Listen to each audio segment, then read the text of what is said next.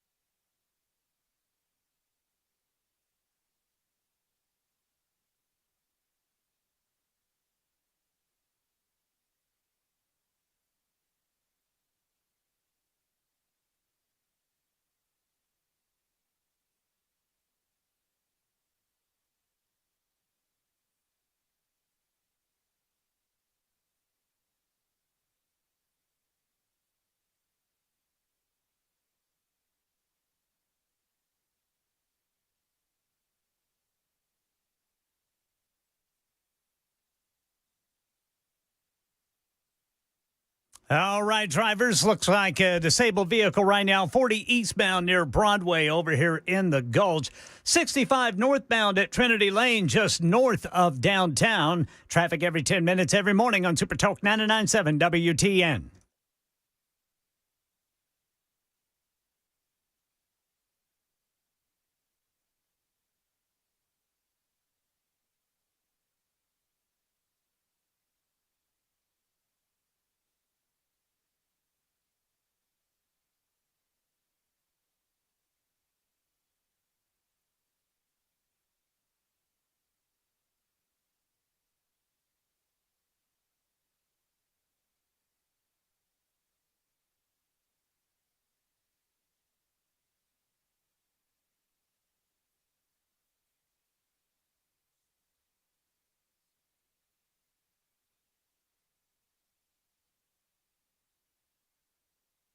Hello, friends. Welcome in, one and all. My name is Matt Murphy. This is the Matt Murphy Radio Show, underway for another day. Pleased and proud that you've decided to join us. I think I'm spilling something. Hold on. Say hey, Jackson. Hi. Sorry, I was in danger of spilling my beverage there. Glad to have you with us on this Tuesday edition. It is a midweek edition of the Matt Murphy Radio Show. Not quite midweek, but you get what I'm talking about. August 26th. 2025. A happy belated birthday to Congressman Tim Burchett. I forgot to tell him that yesterday. You can find us on a variety of sources on this radio station, including the FM dial, 997, 99.7 FM, 100,000 watts of blowtorch power from Alabama to Kentucky and all points in between. We're also on Spotify, TuneIn, iHeart, and any number of other apps. That's what we call them. They're applications for your smartphone technology and your laptop technology. Easy for me to say. You're invited to download that tech and take us wherever you might go. We encourage you to download our own app. We've got one of those at Supertalk 99.7 WTN. Then, of course, you can find us on Talk TV, YouTube, Facebook, Twitter, Twitch.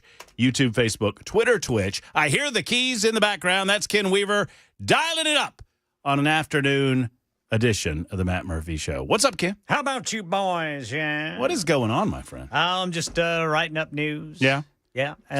What's the big news story of the day? Well, the big news story, I think, is the Trump administration through Transportation Secretary Sean Duffy telling states, you better not issue license to truck drivers unless they can speak English. Well, that's exactly right. What about Taylor Swift? Oh, well, that too. See, I asked Ken specifically the question because I knew Ken would not fail me. Ken would get right beyond that story and get to the real news. The real news, not all that other slop, whatever that is. A famous native of our town got engaged today. Big news. Is it? Sure. Is it big news in our lives? Not in our lives. I wish all human beings happiness and success. Do you? Okay, that's actually not true. That's not true.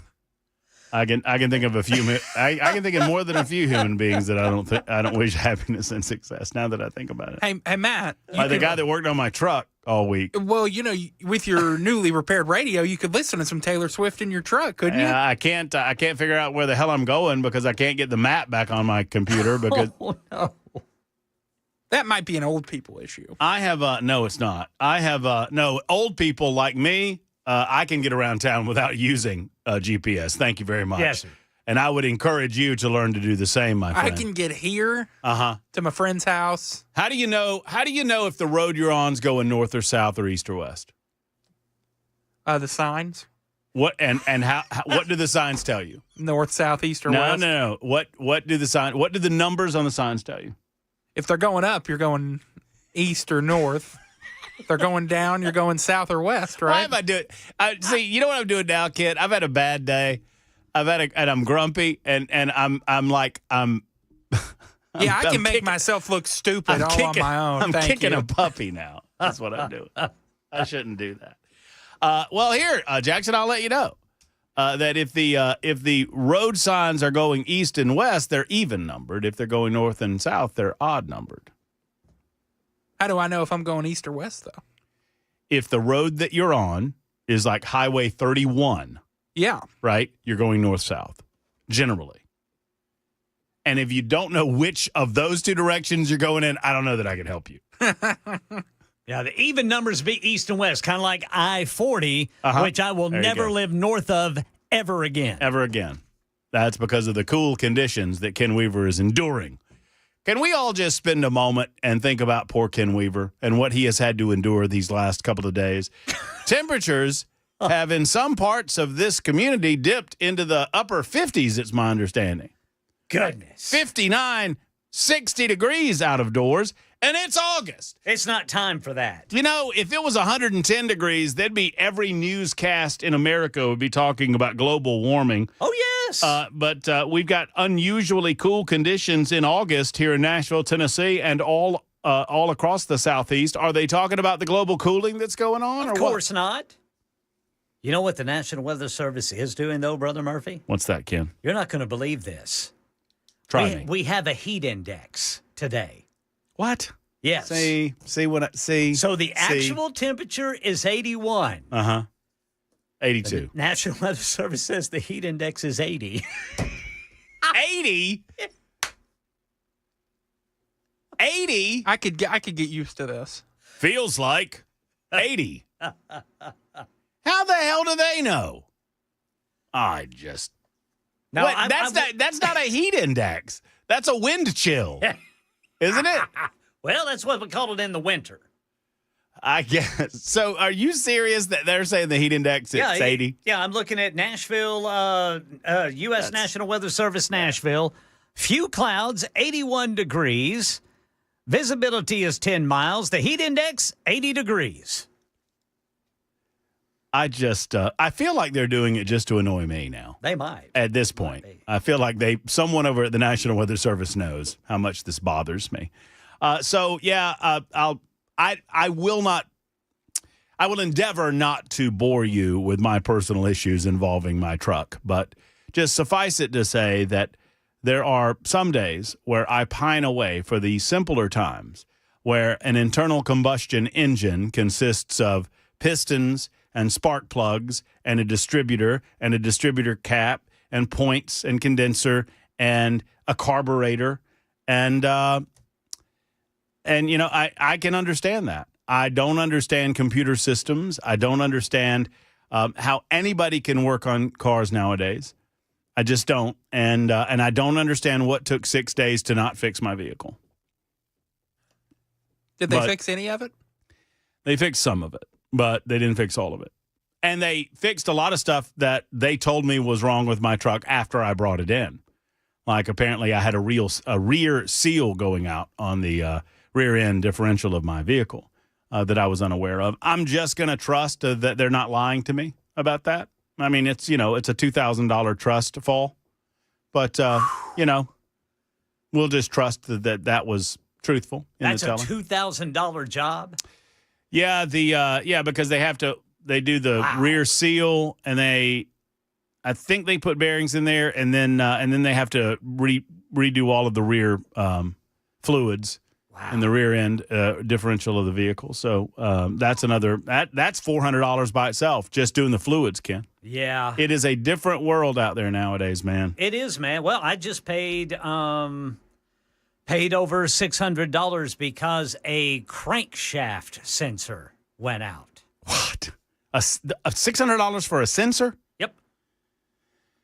Well, I took the truck in, just while we're telling the story, I'll tell this quick story. So I took the truck in because my computer started blipping on me. Mm-hmm. And so I'm driving down the road, and I'm listening to, the Chad Benson show on the way to work, and there's Ken Weaver delivering the news, and I'm getting caught up with everything that's going on, and I really want to hone in on it. I want to listen in on Ken Weaver on the newscast. And so I go over and I turn up the volume, Ken. Yes, sir. And as soon as I touch the volume knob, everything on that little computer console in the center of my truck goes black. Just went blank. Just goes blank.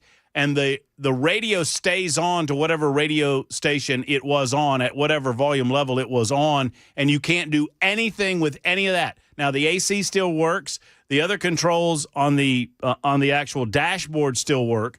But that center computer console, none of that works. The radio doesn't work until you get parked and you shut the truck off. When you shut the truck off, the radio keeps going. Really? For about 3 minutes. And then finally it shuts down. So I took off the battery cable, as you are to do. My grandpa taught me that, at least, that with these computer systems, you can do a hard reset on them. That didn't work, so I had to take it in. Well, in addition to that, I have my GMC maps that I use to get around town when I need that sort of thing. And because I don't use CarPlay, I don't hook my phone up to my truck. And it just booted my GMC maps off of the truck. And when I went to try to reload it, it said, no, you don't have enough memory for that. And I don't have any apps on that truck except for that app. That's the part that they didn't fix. So it's still obviously not repaired. Man. They fixed the volume thing. Took them 3 days to find that. And then they told me that there was this surprise hidden software update. This was Saturday morning. I see. Yeah. Saturday morning after taking it in on a Wednesday. And I don't ask for much. And I don't think we all ask for much. I think all of us can identify with this, which is part of the reason that I'm telling the story. Because this is not about me, and this is not about my woes and my checkbook or whatever. But it is about customer service. And as things seem to get easier, it gets harder to find good customer service nowadays. And I'm not trying to knock the people involved. This fella that brought my car in, he seems like a nice enough guy. But I was told I took it in Wednesday morning, and they said this will take max 2 days. You'll have your truck back no later than tomorrow afternoon. Wednesday afternoon, I communicated with him, and I said, hey, are we looking at tomorrow? Yes, was the answer. Did I hear one word from those people Thursday? No, not one word. Mm-hmm. Not, hey, your truck's not going to be ready today. And so Friday, I hit them back. Oh, we're trying to figure it out. We're trying to figure out the problem. By Saturday, they tell me about the rear end. So on Saturday afternoon, Ken, they call me. Now, you tell me. Okay. They claim that they inspected that vehicle the Wednesday that I brought it in. Okay. On Saturday, they told me, oh, we found the software update. We thought we had done all that we could do, but we found this one and that worked on the volume. Oh, and by the way, your rear end's leaking. I was like, I don't think y'all looked at my truck until Saturday, is what I think. I think my truck sat there because you had it until Saturday. That's what I think. Yeah. But what am I supposed to say? And what am I supposed to say to a rear end seal that's leaking? I said, okay, go ahead and fix the rear end seal. Yeah. How much is that going to cost me? And then I don't hear. The only communication that I received from this particular GMC dealership that I will not name, okay, because I'm trying to be nice, but the only communication that I received that was initiated by them, in other words, every communication I had to be initiated by me. Yeah. The only communication I had initiated by them was about 40 minutes after I dropped the truck off Wednesday morning. I got a call from a salesperson telling me, well, we understand that you recently had service completed at our dealership. We would love you to know that we're giving top dollar for your used vehicle, your 2022 GMC Sierra, and we would love to have you in to look at some of the newer models. In other words, the only communication I got was they're trying to upsell me on a new vehicle. Right. Yeah. It's just awful. It's disappointing. I wished on multiple occasions during this process, I'm thinking to myself, if I only owned a European vehicle, I could take it to Aaron Stokes and Eurofix, and I wouldn't deal with any of this. Yeah, there is that. I should have done it anyway. I should have taken it to Aaron. Anyway, that's enough of my complaining. We got a lot to get into. September 5th is going to be upon us before you know it, and the debate is on. The poll is out. We will talk to Michael Lotfi of Americans for Prosperity about the poll. At least one candidate is taking exception with the poll. Look, I'm not a pollster. Y'all know me in polls, right? This poll was designed, it's my understanding, and Lotfi can explain it much better than me, was designed to set a baseline as to who the top 3 candidates are. Okay? That's what the poll was designed to do. One of the candidates that got in the top 3 is mad because they feel like they're winning by more. So we're going to talk to, I guess, one of their surrogates at 6 o'clock today to find out why they're so upset.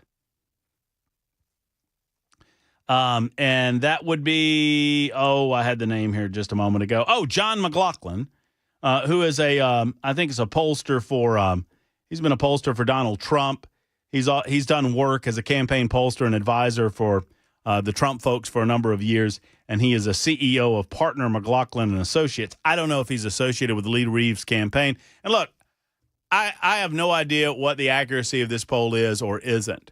But you have to have some standards in order to set a field for a debate. We can't have 12 people on stage, 6 of whom, no offense to these folks, don't have a snowball's chance in hell of winning the 7th Congressional District. And no offense to you. I applaud and appreciate you throwing your hat in the ring, but you got to set the cutoff somewhere. You can't have everybody and anybody on a debate stage. Otherwise, to get an effective debate, you're going to be there 5 or 6 hours. We don't have that amount of time. Now, if you haven't heard, the 7th Congressional District debate is happening at the Cabaret, September 5th. I'll be doing my show there from 3 until 7. I'll probably sneak out a little early and get somebody, whether it's Cameron or Dan Mandis promised he would do it. I don't know if he's going to stick by that or not. But someone slip in for the final 30 or 45 minutes of the show so I can go back, get ready for the debate. And then Super Talk 99.7 WTN will be broadcasting the debate live from 7 until 9 o'clock on that September 5th. Yes, young Jackson. I'll do it. You'll do what? While you go do the debate. Oh, yeah. I mean, you know what? Probably. That's probably what's going to happen. What are you going to talk about, Jackson? You got anything in mind? Ken, you know what we're going to talk about? Oh, now Ken's doing it with you. Oh, yeah. I'm not doing this solo. Just roping him in there? Talk about when? Y'all talk amongst yourselves, and we'll get back to you on that. The flag story is over, and I'll explain what the cleanup is on the flag story. Just as quickly as this thing blipped up, it is gone. I don't know if it was Donald Trump trolling the liberals or not. We talked philosophically about why it's important that we allow the freedoms that involve flag burning yesterday on the Matt Murphy show. I'm not here to relitigate that subject, but I am here to tell you, if you read the executive order, it is all about criminal punishment of pre-existing criminal behavior, not about adding to said punishment or adding to said criminality. Donald Trump is on the Cracker Barrel Talk. We'll tell you what he had to say on Truth Social as well, and we'll give you an update on Abrego Garcia. He's not staying here, y'all. I don't care how much the liberals fight on this, and I don't understand what they're fighting for. It's 23 after the hour. Your telephone call's coming up. It's a Tuesday edition of the Matt Murphy Show on Super Talk.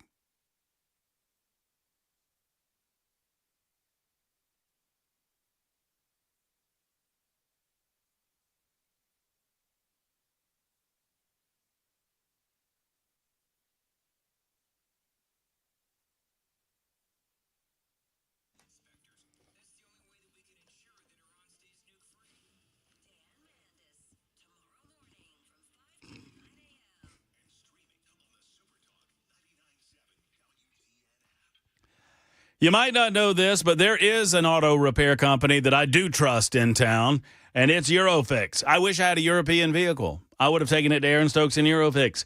They pay their mechanics more than any of the other repair shops around. It's Matt Murphy for Eurofix. Why would Eurofix do that? Well, a decent tech can make about $50 to $60,000 a year. A good tech that's pretty fast can make a little more than that, maybe up to $120,000 a year. And a really, really fast technician that gets your vehicle in and out, that really focuses on customer service, can make up to $180,000 a year.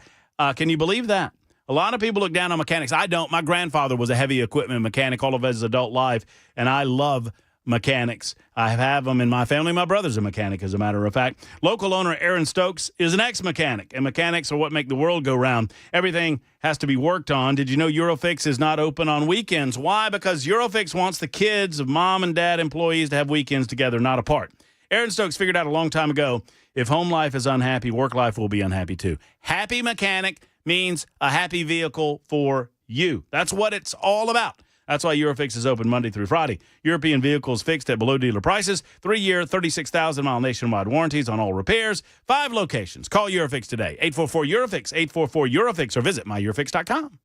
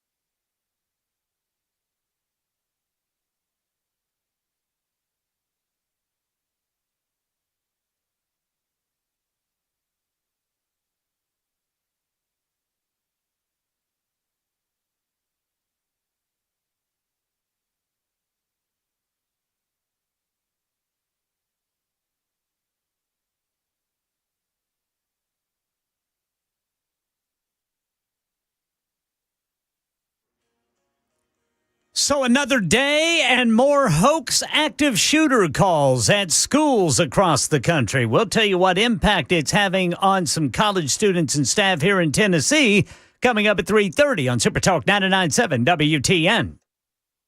Super Talk 99.7 WTN. I'm just On U.S. So let me just give you the lowdown because state highways might be a little bit different. I don't want anybody to be confused about this.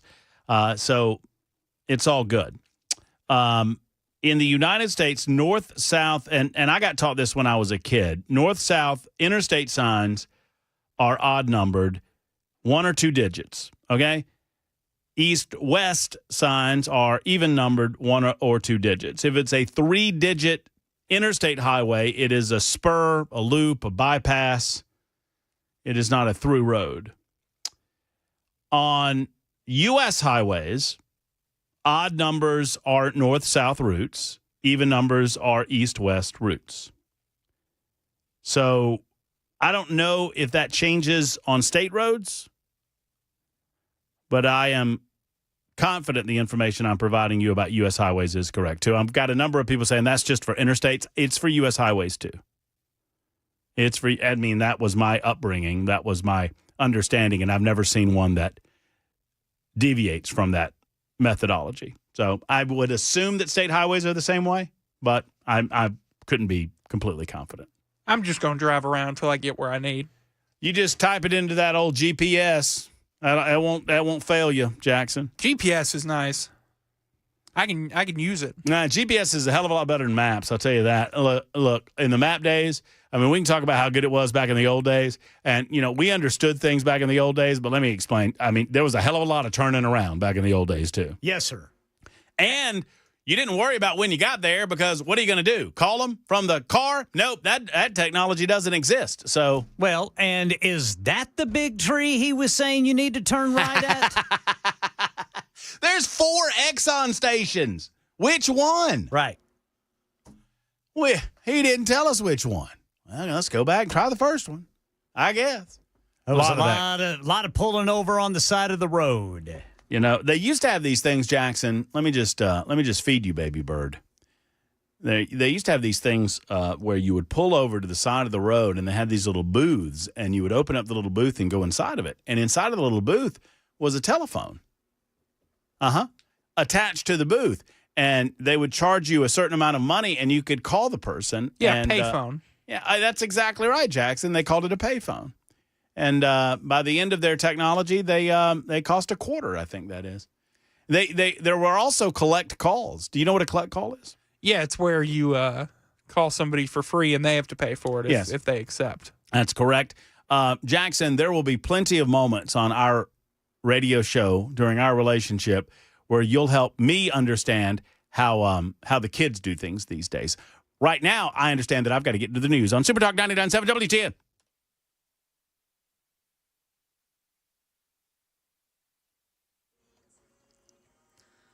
I'm Ken Weaver with your top stories. Got the full forecast and traffic in 5 minutes. And here in Tennessee, Channel 4's Courtney Allen says some college students and staff tell her there have been so many hoax active shooting calls here lately. Some people are becoming desensitized to them. Some students at Vanderbilt University told us today that people have started to blow threats off, including when they get university alerts. Well, I guess it is a little worrying that a threat could be made that's serious and nobody would really take it seriously. We also talked to a professor at Vanderbilt. I wonder what can be done. I mean, I think that maybe if we can get some kind of commission to think about, if we send too many sort of alerts, then is there this kind of fatigue that results around it? We asked several major universities in the state, including Vanderbilt, if they are concerned about alerts not being taken seriously.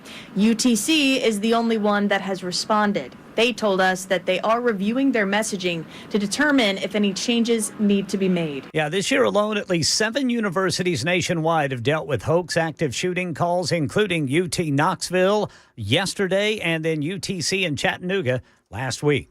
In our nation's capital today, Transportation Secretary Sean Duffy says California, Washington, and New Mexico could lose millions of dollars in federal funding if they don't stop issuing licenses to truck drivers who can't speak English. We don't want to take away money from states, but we will take money away and we'll take additional steps that get progressively more difficult for these states. There's a lot of great tools that we have here that we don't want to use. We just want to keep drivers safe.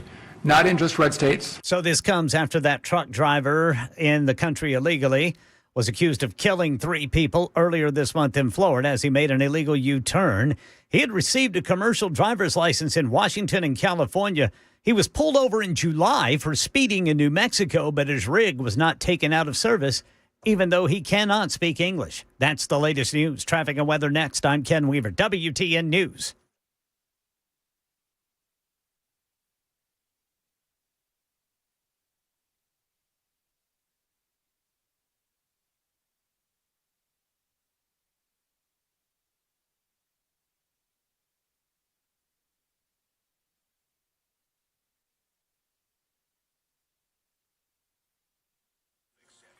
Right now, the heaviest traffic I am seeing is eastbound, the East Loop downtown. I mean, that is coming to a full stop in places. Northbound 65, you got that brake tapping going on up to the South Loop downtown, then eastbound 440 over to 24. So the usual place is starting to build. Traffic every 10 minutes every morning on Super Talk 99.7 WTN.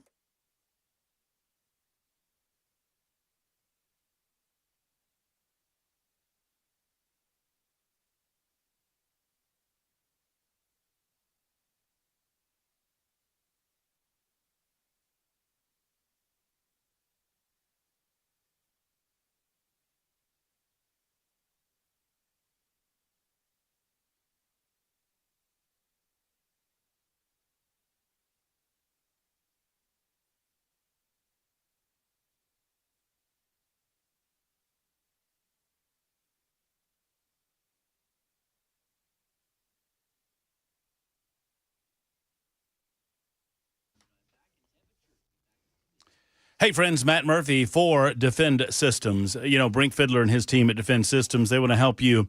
If you're a decision maker at a school, at a church, at a place of business, or any type of location, really, they do so many different locations in and around the Nashville area, Middle Tennessee area, and beyond, to include corporations, entertainment venues, even country music tours, law firms, corporate headquarters. Cumulus Nashville, as a matter of fact, utilized this training several years ago. It's one of the reasons that I came to know and befriend Brink Fiddler. He's a friend to our community, helping us understand exactly what to do in the event, unlikely as it may be, of an active shooter situation, a workplace violence situation, or any other type of security breach at your place of business, church, school, and whatnot.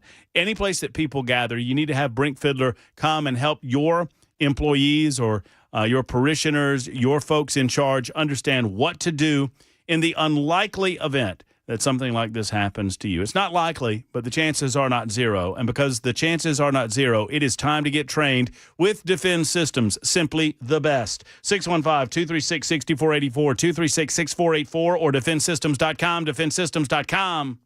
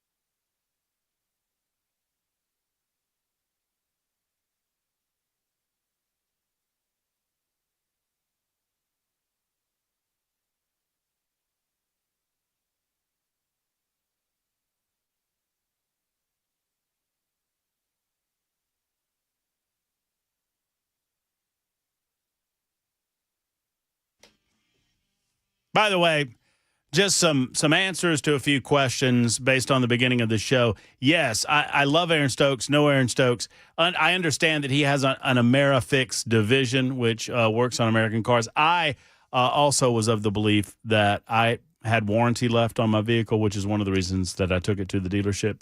But it turns out that was not the case for this particular ailment with regard to the rear seal. So I just wanted to clean some of that up. A lot of you seem to be, well, I mean, I appreciate your concern, appreciate your questions here. All will be well. Hopefully we'll get it all worked out and taken care of. 615-737-9986 if you'd like to be a part of the show. 615-737-9986 to clean up one other item. I can't believe I've got so many cleanups on so many different aisles right now. We're only 40 minutes into the show. Yes,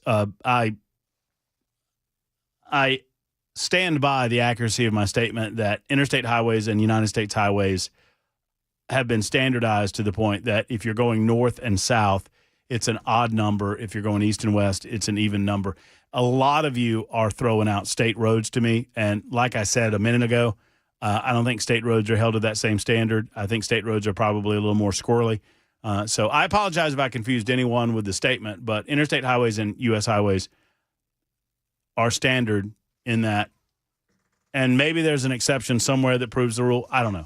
But I wasn't trying to make some sort of declaratory statement to start a fight. I really don't want to fight today, honestly. I've been fighting all day, and I want to present the news and information to you and have a great conversation about it.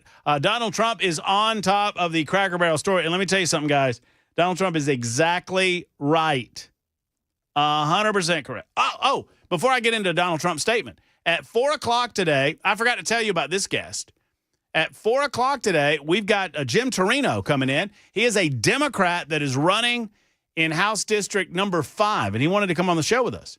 That is Andy Ogle's district, and he's going to be in studio with us at 4 o'clock. So if you've got any questions for Jim Torino, Democrat, running for House District number 5, House Congressional District, get him in here, and we'll ask those questions. We'll find out who Jim is and what he's all about. Look, this show is all about access.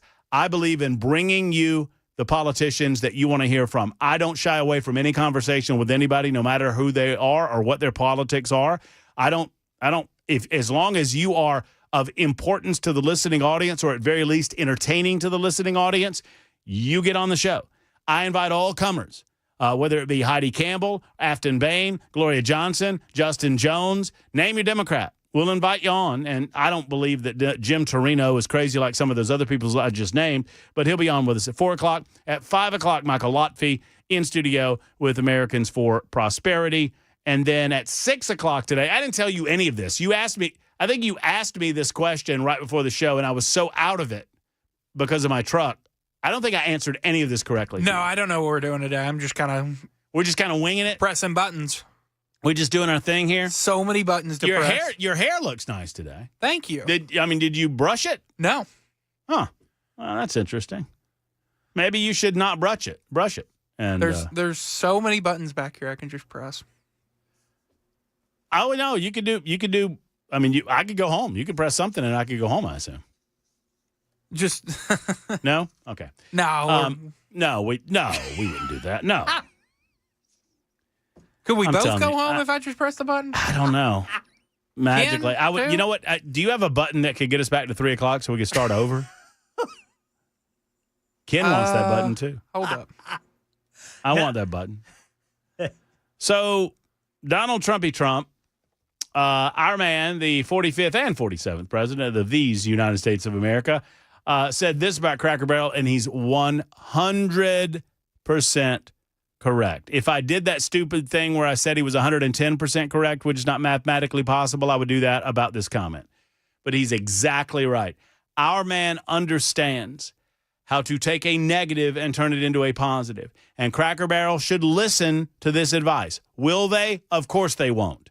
They think they know better. They're snotty. They're holier than thou. They think that their customers will come sniveling back because where else are you going to get that hash brown casserole that used to be better? You know, my take on Cracker Barrel, and I'm not here to knock them. I'm not here to kick them while they're down. I'm on record. I've always been a Waffle House guy. And I have a smaller sample size. I admit, I said yesterday that I maybe have been to 10. I've been to Cracker Barrel maybe 10 times in my life. You know, maybe 12, but I doubt it. I mean, I think I can count them. And most of them, like 4 or 5 of those have been sales related here in Nashville. One of our wonderful sellers downstairs loves to go to Cracker Barrel for morning client meetings. And that's all good. I'm fine with that. That's fine. Never been that impressed with the food. And every time I tell somebody that, you know what they tell me? Used to be better. That's what they tell me. Used to be better. Donald Trump's advice? Simple. Cracker Barrel should go back to the old logo, admit a mistake based on customer response, the ultimate poll, and manage the company better than ever before. They got $1 billion worth of free publicity if they play their cards right. Very tricky to do, but a great opportunity. Have a major news conference today. Make Cracker Barrel a winner again. Remember, in just a short period of time, I made the United States of America the hottest country anywhere in the world. 1 year ago, it was dead. Good luck. Our man's not wrong. There's a way to listen to the customer response, or, you know, if you think your customers are all dumb rubes that just don't get it, that'll get over themselves at some point, you know, you could probably take that tack as well. And maybe that'll work for you. I don't know. The more and more I think about it, at first I wanted to give Cracker Barrel the benefit of the doubt. I wanted to believe that their remodels inside of their stores were simply a byproduct of wanting to try to modernize the look, right? I can understand that on its face. That if you started off with a 1930s motif, 1940s motif, at some point you age out of that motif and nobody really remembers it. And so you want to kind of get to you can still do nostalgia from the 1960s and 1970s. And that's what I felt like they were trying to do. Plus, you know, brighten up the place a little bit, paint the walls more of a shiplap kind of look as opposed to the darker colors, the lattice work that we remember from the first times that we went into the Cracker Barrel. And then the logo was just a misstep. I wanted to believe that, but I don't know that I believe that anymore. I think more likely that this is a concerted effort to move away from the basic foundational principles that made Cracker Barrel great. But here's the problem. When you get corporate suits involved that don't really understand the way the company started, that don't understand the basic foundation building blocks of what made the company as good as it was, then that's what you have. Instead of maintaining the profitability, maintaining sales, they're all about growth. How can we grow, more? And you never stop to consider that you might drive away the very foundation and underpinnings of what made you successful to begin with. I mean, maybe they did. But I wonder if they stopped to think if they added alcohol to their sales, as much as that might add to their sales, did they once consider how that might detract from the people that are already there? How families might not want to go and experience a Sunday lunch or an early morning breakfast around those that are imbibing? Maybe that's just not the brand that Cracker Barrel built. Just a thought. Derek has a thought on CB. Hello, Derek. How are you? Hey, Derek. Yes, sir. Yes, sir. Can you hear me? Yes, sir. Yeah. Every time I see Cracker Barrel, it's always packed. There ain't never been a time I've just seen them. Not be leasing one in Goodlettsville and Nashville, but hell, my buddy was telling me, you know, they got the country store in the front and all that. They said people steal so much, that's why they had to switch it up, because you just eat your food and walk right out. Well, people are eating food and walking right out. Yeah, the Cracker Barrel, that's what they said. That's what was saying online last night, that the store where you pay, you eat. The Cracker Barrel, you eat your food, and you always go to the front to pay. They said people there's the percentage of people that don't pay for their food was so high. That's one of the reasons they did it too, changed the whole inside of it. Just theft. People not paying for their food at all. Man, that's awful if that's the case. But I don't, at least the last time that I went to the Mount Juliet location that had already redone the interior. Yeah. And I think the registers were in the same place in the store. I ain't been there about 6 months. Yeah. It's crazy. They make everything's got to be different. When I know Cracker Barrel for a good breakfast after Sundays, and they gonna mess it all up now. I'm gonna stick with the Waffle House. Well, I don't know that you can go wrong with the Waffle House, at least in the light of day. Now I fed 2 big girls for under $50, and that's gonna work every time, baby. Have a good one, brother. All right, I'll see you. Did he? What? Did he? Ken, did he say what I thought he said? Yes. He said he felt he fed 2 big girls. He fed 2 big girls for under $50. Well, dang. That's a hell of a deal. I mean, is he eating too? Well, I guess. At Cracker Barrel or Waffle House? No, Waffle House. Oh, you can feed 3 for under $50. Big appetites. At Cracker Barrel? At Waffle House. Oh, at Waffle House. I don't At know about Waffle Cracker. House, big appetites. I mean, I don't think I've ever spent more than $15 at Waffle House. I mean, you can get a lot of food That's for a good $15 deal. at Waffle House. Whew, that's Lot a of good food. deal. All right, quick time out. Our guest is already here. We need to figure that out. Jim Torino coming up in the 4 o'clock hour. Your calls coming up until then. It's The Murphy Show on Super Talk 99.7 WTN.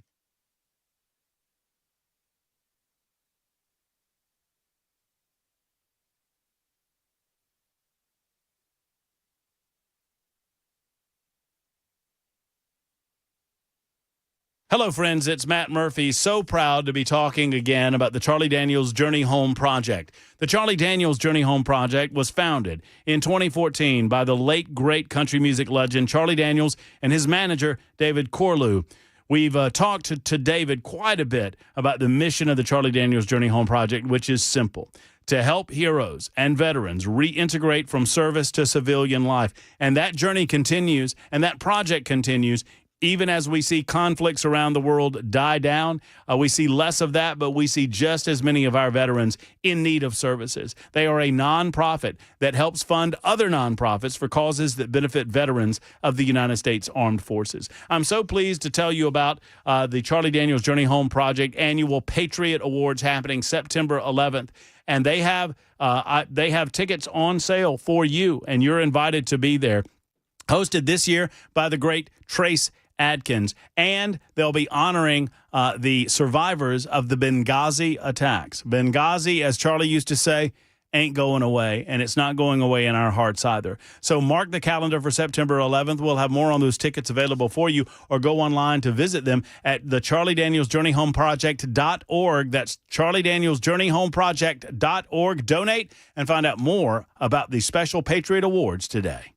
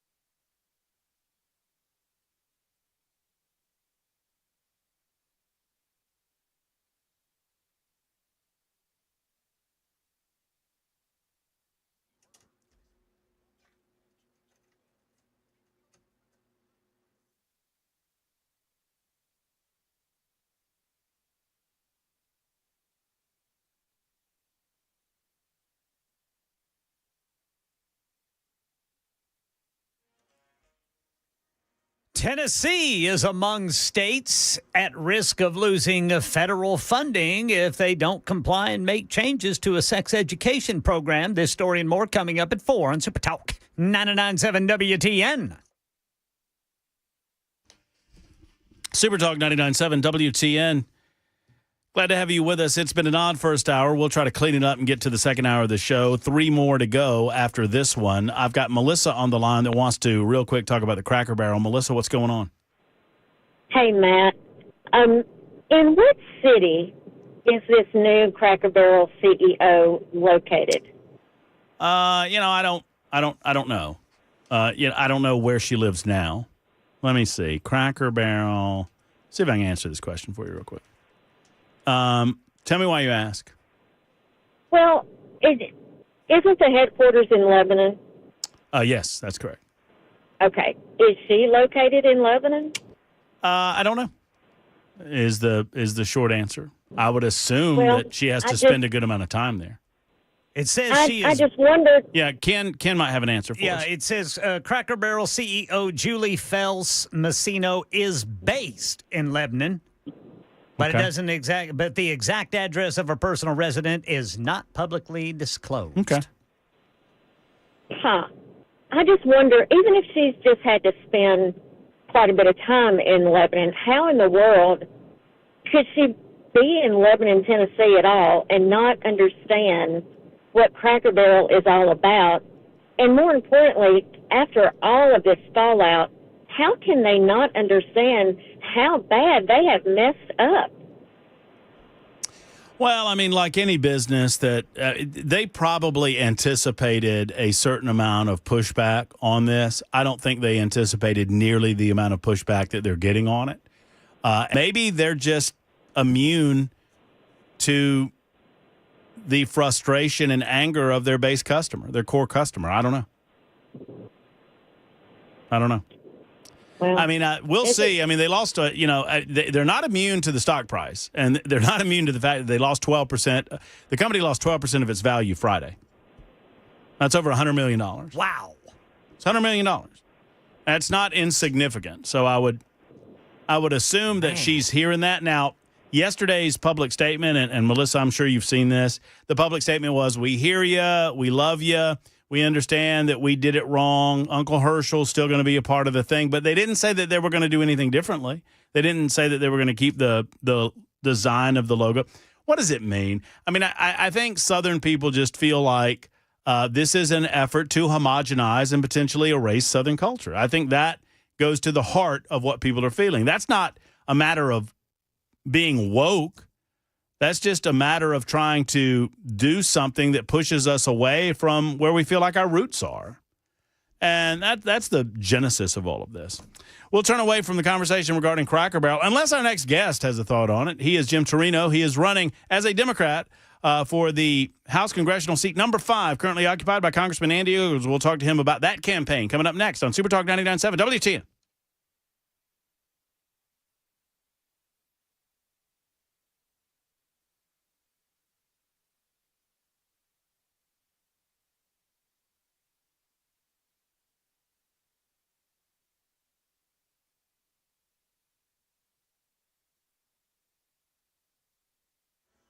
4 o'clock on the dot. I'm Ken Weaver with your top stories. Got the full forecast and traffic coming up in 5 minutes. 46 states, territories, and Washington, D.C. are in jeopardy of losing $2 million in federal funding if they don't comply and make changes to a sex education program.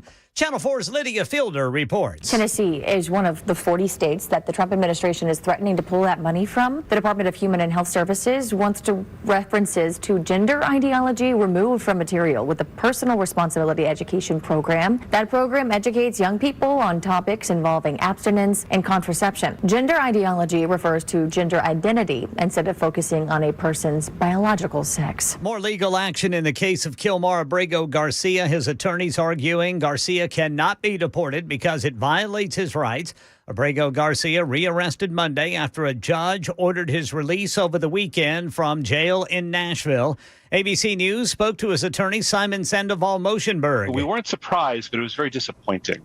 There was no need for them to take him into custody. He was already on electronic monitoring. essentially the equivalent of house arrest. Justice Department's accused Abrego Garcia of human smuggling, of being a member of the MS-13 gang, as well as being in the country illegally. And at least 3 states are being threatened with the loss of federal funding if they don't stop issuing commercial driver's licenses to people who don't speak English. Making sure drivers of very heavy 80,000-pound rigs can speak the language is truly a critical safety issue. That's Transportation Secretary Sean Duffy. He says California and Washington issued a commercial driver's license to the illegal alien truck driver who did an illegal U-turn, killing 3 people in Florida earlier this month. That driver had been pulled over for speeding in July in New Mexico, but was sent on his way, even though he cannot speak English. And answering questions following a cabinet meeting at the White House today, President Trump defended his push to fire Federal Reserve Board Governor Lisa Cook, saying an infraction led to her firing without sharing many details. People are paying too high an interest rate. That's the only problem with housing. We have to get the rates down a little bit. President Trump reacting to the news that Taylor Swift and Travis Kelce are engaged. President Trump has been publicly critical of Taylor Swift in the last year, writing on social media after she endorsed Vice President Harris in the election, quote, "I hate Taylor Swift," and declaring her no longer hot. But today he had kind words for the singer and her now fiancé, Travis Kelce, when he was told during a cabinet meeting about the couple's engagement. Well, I wish him a lot of luck. No, I think he's a great player. I think he's a great guy, and I think that she's a terrific person. So I wish them a lot of luck. Karen Travers, ABC News, the White House. That's the latest news. Traffic and weather next. I'm Ken Weaver, WTN News.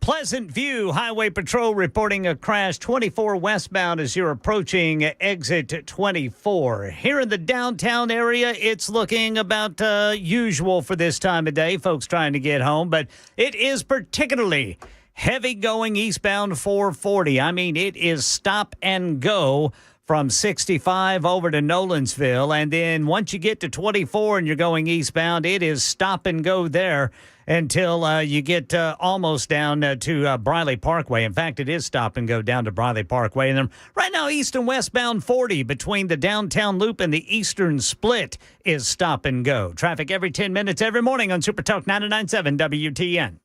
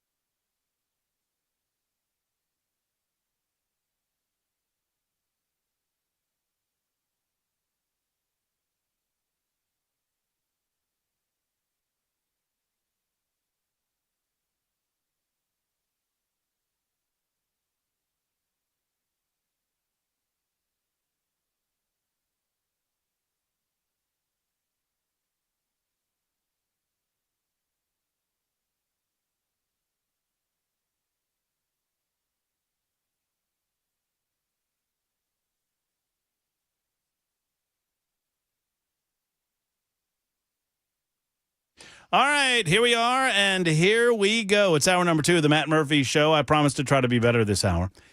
Telephone lines always available for you. The super text line more so than the telephone lines over the next 30 minutes or so, because if you want to get a quick question in for our next guest, that's probably the best way to do it. 615-737-9986. 615-737-9986. You guys know me by now, and you know that I love talking to anybody and everybody that involves themselves in the political world, no matter where they come from, no matter their background, and no matter their political affiliation. I'm interested in getting you the information that you need to know to be the best informed audience on planet Earth. And with that in mind, and I'm not afraid to talk to anybody. I think far too often we get pigeonholed into categories, and we find ourselves dismissing others that are pigeonholed into categories that don't necessarily define them. That said, I love for all comers to come on this radio show, and I invite everybody that wants to come on in the spirit of conversation and even in the spirit of potential disagreement. We might have different priorities, but let's find out what those priorities are, and let's figure out where the audience is on these various issues. All of that to say, our next guest, I had an opportunity. I don't know if he remembers this or not, but we met. We met down at the Abrego Garcia hearing. Downtown Nashville. Jim Torino was down there watching the proceedings go on, and he and I happened to be standing next to one another, and I'm like, this guy looks like he knows what's going on. Yeah, was it an American flag on your lapel? There was something on your lapel, and I was like, are you someone sitting as a political figure? Are you a politician? You said, no, but I'm running. And you handed me your card that day, and lo and behold, here's Jim Torino. He's running for Congress in the 5th Congressional District, and he joins us this afternoon on the Murphy Show. Hello. Thanks, Matt. Thanks for inviting me, and I do remember that day. Yeah, it was interesting to say that. I mean, look, I don't take any issue from what went down. Folks voiced their displeasure. Some folks voiced their pleasure with what was going on, and that's what the American way is all about, is the right to peaceably assemble, right? I got to speak that day, and I don't know if you remember, but, it wasn't really taken up for Mr. Garcia as it was taken up more so for his right to due process.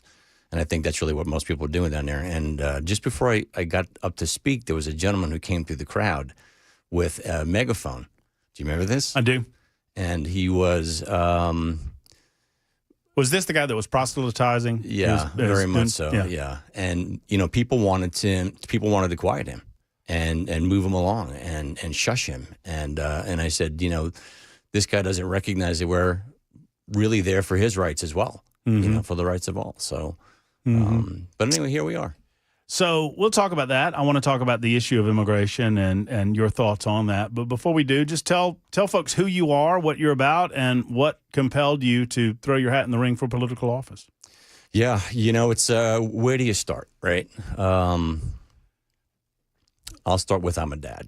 It's one of the best things I've done in my life. My wife and I are a blended family. We have 10 kids. Oldest is in his 30s, youngest is 10. And you said 10?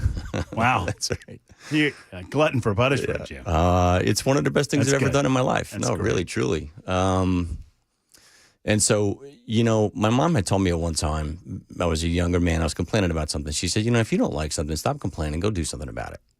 And, what are you going to do? And so in business, and I'm the COO of a pretty well-known healthcare company called Station MD, people come to me with complaints all the time. Employees come to me, want to change things. And my suggestion is, don't come to me with a complaint. Come to me with a solution. If you got a problem, come to me with a solution. We'll figure out how to implement it and how to execute it. And so it was a very strange confluence of events at the beginning of the year. Let me just digress for a minute or two. So in my corporate gig, I'm, as I mentioned, the lead operator for this company that helps some of the most vulnerable in our country, those that are disabled, they're intellectually and developmentally disabled. And if you can imagine being at home with a child that's got cerebral palsy and is in a wheelchair, to take that kid to the ER if something's wrong is quite the undertaking. And so our value proposition is you can call us, you can speak to one of our physicians, you can see us on video, and we'll help you out. And most times you don't have to go to the ER. So we're helping a lot of these folks that, are really, truly the most vulnerable. In 2016, my wife and I started a nonprofit, a foundation called the Friend Foundation. And today we help those that are homeless or at risk for homelessness, those that are recovering from some addiction or from incarceration. And again, these are folks that are truly, the most vulnerable in our community. And, I started to think through, as we go into helping people in the nonprofit, one of the things that we recognize is that the system doesn't always work very well. And it's not to throw shade on anybody, just that's the way it is. Mm-hmm. And we recognized there were a lot of things in Tennessee that weren't working well. And we wanted to change that. We wanted to help folks. It's what do they need and how can we help them get it? Those are the two questions that we ask. And so when we started to look into some of the things that we could do, some of the things that we could impact at a local level, we actually got involved with a local politician, a local state representative who was on the opposite aisle of me. And we went to him and said, hey, look, there's a problem here and someone needs to help us fix it. And he was very gracious and he helped us. And we were very instrumental in pushing a bill across here this year that is forcing the state of Tennessee to go back and review some of its policies and practices. And how does the money get to the people that needed the money? I mean, that's the basic overview. Okay. And so, when I started thinking about the future of Tennessee, and my kids live here. We raised our kids here. Our kids have gone to school here. They're going to college here. They're going to live and hopefully have grandkids near us so we can be with our family.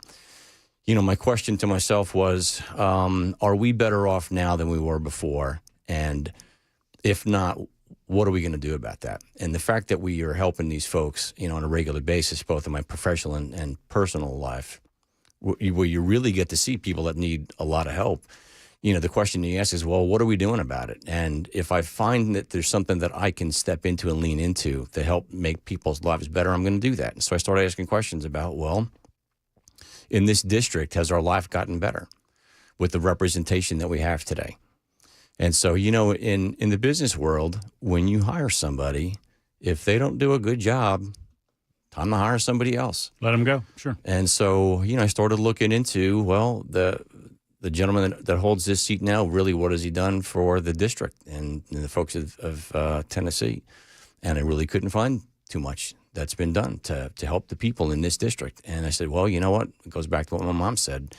If she wants something to change, lean in and make that change happen. And so and our guest is Jim Torino. He is running for Congress in the 5th Congressional District. I don't know if you have any, has there been any other Democrats announced in the race? Are you alone or there's are there some others? Two others that have Okay. officially, yeah. So you'll have a primary then, obviously, and then you'll vie to take on what is believed to be, Congressman Andy Ogles, unless he has primary opposition, which is all, possible, certainly. Mm-hmm. What informs you that you're a Democrat? Great question. I grew up. I feel that way. Yeah, no. That's a great question. I grew up in a household. Well, let me say this. I was born and raised in the Northeastern New York, in the great melting pot of the world. And my family were split Republican Democrat. And so I grew up in a family where I would consider them to be centrists. That's how I would consider myself, to be a centrist. I think maybe the one thing that informs me is a woman's right to choose. That's where I land on that side of the issue. And really for that alone mostly is why I would feel that I would be a Democrat more than anything else. Do you I want you to continue. I don't want to dig down on that subject before we anything else that comes to mind in terms of, why you would consider yourself a Democrat as opposed to I think that's. And maybe you're not. Obviously you're running as a Democrat. I don't assume that you have to be one or the other. But anything else that comes to mind? No. And I'll tell you why I say no. And I go back to the nonprofit for a second, and I don't want to talk about that too much longer. But I think it's important because the people that we help, it's really it's a great feeling when you can help somebody, of course. But, we ask a lot of questions when someone comes to us for help. And really what we want to know is, like I said, what do you need and how can we help you get it? So we do this assessment. And one of the questions we never ask is, what political affiliation do you have? Because what does it matter? If you're hungry, we're going to get you some food. If you're sleeping outside, we're going to try to figure out how to get you inside. The people that help, the people that volunteer in the nonprofit are from all walks of life and from all parties. And we don't talk about politics because it's not about politics at that point. And so when I think about it in that way, I think to myself, when we are such a divided country today, especially in how we speak to one another. But it doesn't have to be that way. It hasn't always been that way. I grew up at a time where the president of the United States, regardless of what his party, was a uniter. And Democrat, Republican didn't make a difference. And I feel like we're at the point. Wait, Jim, which president was that? I mean, Which president was a uniter and not a divider? I mean, I think if you go back and look at, because I can't recall one. Not one at all? I can't recall one that I can recall moments where the country unified behind a singular event, 9/11. Perfect. Is obviously. So great example. That's what I was thinking about. Would you say that your fellow Democrats consider George W. Bush a uniter and not a divider? I'd say in that moment in time he was. Absolutely. No. Just generally speaking, as a president of the United States, because I recall in the aftermath of 9/11, Democrats calling George W. Bush Hitler. Yeah. And burning him in effigy. Most definitely. Yes. There are times in our country, yes, where you can point to. I was thinking about this on the way over. It's funny that you brought up 9/11 because I was thinking about what I just said about the uniter. And there was a moment in time in our country where people were nice to one another. And maybe it was a very short amount of time. Maybe it didn't last very long, but it was still there. Sure. It was still evident. It was still there, and it's still possible. Is it probably go back to that? I don't know. All I know is that, for me as a person who wants to help others, to reach down and lift people up, I do that across the divide. Well, you certainly, when I ask you the question about, what informs your political affiliation and where you fall on the political spectrum, you certainly don't shy away from bringing up, what is obviously the most divisive political topic out there, because, it's a coming together of faith, of rights, and of politics. Where do you land? You bring it up, so it compels the question. So where do you land on this issue of a woman's right to choose until birth? No, look, this is not a question that I've ever shied away from, and I'll tell you how I feel about it. And it's really, it goes back to my spirituality.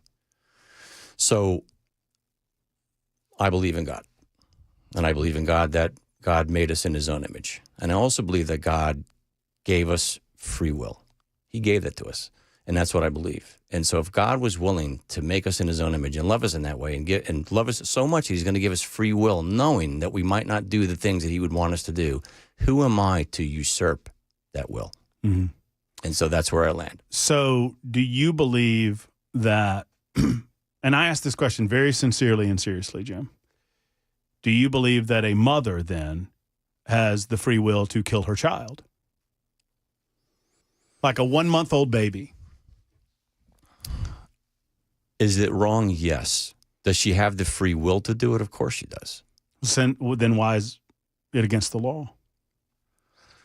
Well, this is where the rubber meets the road. Why is it against the law? We have in a constitutional republic, we have laws to protect our citizens. And so then the question comes back to what constitutes a citizen? And we could debate that, for the next 15 hours. Well, but that's what politicians have to figure out, right? Sure. When the mother's right to choose ends, and when the rights of the child in her belly start. That's where the abortion debate begins and ends. And there are people that believe that conception is that starting point. Mm-hmm. There are people that believe that abortion is acceptable until the moment of birth. My question has always been, well, if we believe that it's acceptable until the moment of birth, why not right after, or why not a month after? I bring up those extremes to point out that you gotta kind of figure out at some point. For me, at some point, a mother has abdicated her right to choose to terminate the life. At some point down the road, whether that's when the baby's born, or whether it's 8 months into the pregnancy or 6 months into the pregnancy or 4 months, and that's what we ask of our politicians to figure out where the government weighs in on those very, very difficult questions. Yeah, it's not something that we're probably going to solve in our lifetime, you and I, or society. It's, if I go back to the free will for just a second, if you wanted to stop people from having free will, you would have to basically keep them in a cage or be with them 24 hours a day, 7 days a week to truly stop them from doing whatever it is that they wanted to do. Now, that's not to say that we can't hold them accountable for those actions, and that's a little bit different, right? Having someone give someone free will and say you have free will to do what you need to do, but you're going to be held accountable for those actions. That's really the other side of that, is how do you hold somebody accountable for actions, and what actions do you hold them accountable for? And so my question is not necessarily from a moral perspective, it's from the political perspective, is where should the government weigh in and act as an agent of the life, the third life that's involved, which is the baby's life? And as a politician, would you say that the government should have no say, that should be left to the mother and doctors and families? Or is there a point within the pregnancy that you would suggest that abortion is no longer an option for the mother? Man, Matt, we hit the third rail like right off the bat. I mean, you brought it up, Jim. I asked the question, so I got to talk. One of my guys who's like, stay away from the third rail questions. I'm like, okay. Right now, Tennessee says that, that abortions are not permissible in this state. Obviously, the Supreme Court has left it now up to the individual state. So I think the voters would want to know where you are on that issue. I'll tell you, and we'll leave it at this. Pre-birth, I believe in a woman's right to choose, period. That's it. End of sentence. 23 after the hour, Jim Torino's with us. We'll talk other issues, including immigration and some of the other questions about our budgets. That's on the way with Jim Torino, who's a candidate for the 5th Congressional District on the Democrat side. It's the Matt Murphy Show on Super Talk.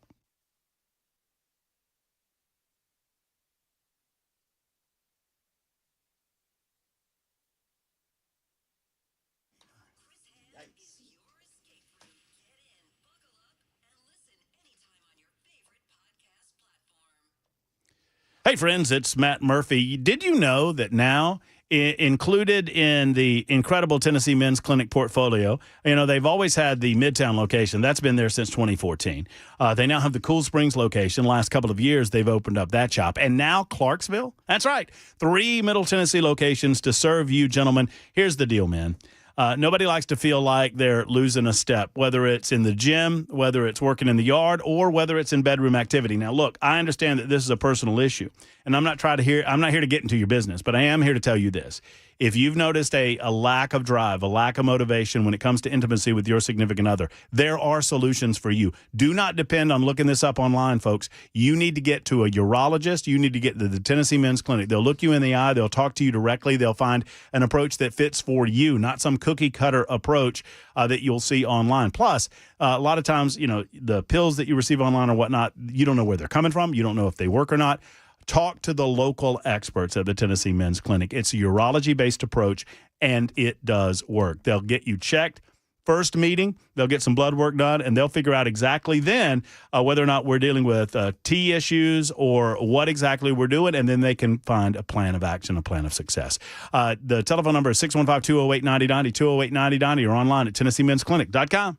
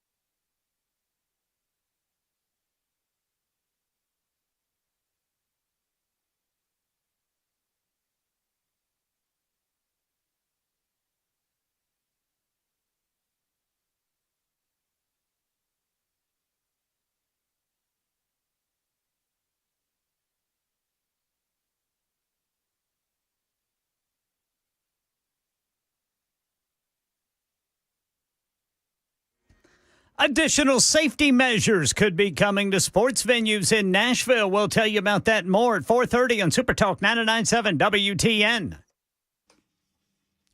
All right, Jim Torino's with us. He's running for Congress in the 5th Congressional District as a Democrat. We've been talking with him about some of the philosophies that kind of underpin his belief in government and where that leads him. A number of you are asking questions of Jim. I don't know. Well, I guess I got time for this.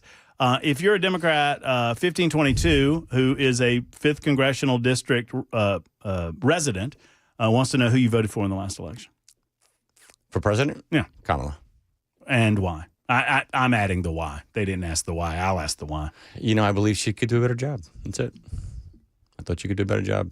Smart person, very smart person. What do you think that Trump's getting wrong? You know, it's change management, I think. You know, he's let me say this. You know, there's a lot that I think people would agree with some of the things that he's doing. If you want to avoid waste and fraud and abuse, and yes, all day long, I mean, we waste a ton of money. No one's going to argue with that. How you go about actually how you go about figuring out where that waste is, and then how you go about removing that waste, it should be a little bit more intentional, I think, than the waving of a pen and the reducing of services for people across the United States. I mean, you know, the state of Tennessee got hurt quite a bit with, you know, some of his swatches of a pen move, and I don't know that that's really the way to go about doing it. Change management is a very intentional thing, and if you want to bring people along, ripping services out is, you know, probably not the way to start going about doing it. But well, let's talk about the issue of waste, fraud, and abuse right after the news. We got a news break to come, and then Jim Torino will be with us for another good segment. I look forward to that conversation about the budgets and where we go to get more physically responsible. Here's the news on Super Talk 99.7 WTN.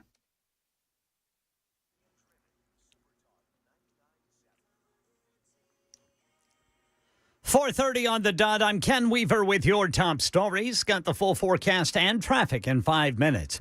Right now in Nashville, additional safety measures could be coming to sports venues. Channel 4's Jordan James says plans were revealed during the Nashville Sports Authority meeting this week. With Nashville being a prime destination for large-scale sporting events, conversations are underway about how to ensure the safety of those in attendance. It's something that was discussed during yesterday's Metro Sports Authority meeting, where members got briefed by their security liaison. He proposed they purchase additional mobile barriers to place outside of sports venues after consulting with Metro Police. The agency tells WSMV4 they have the most barriers they have ever had, but will welcome additional ones. In addition to these barriers, the city previously told us they are looking to add more barriers along Broadway by next summer.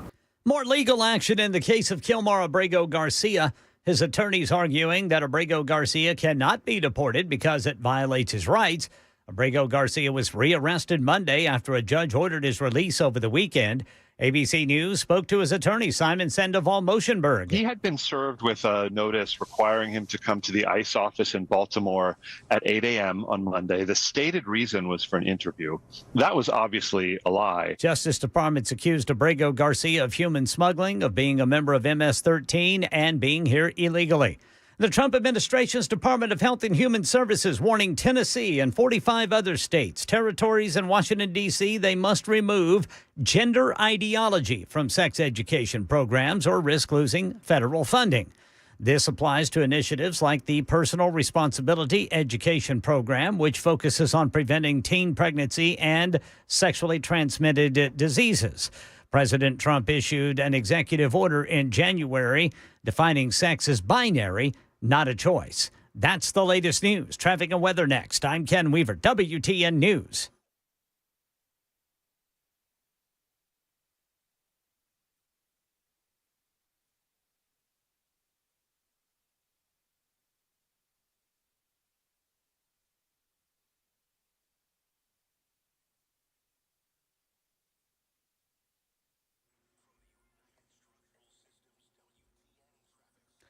All right, we picked up a crash in Madison. This is going to be Gallatin Pike at Briley Parkway, then in Pleasant View in Cheatham County. Highway Patrol reporting a crash 24 westbound, approaching exit 24.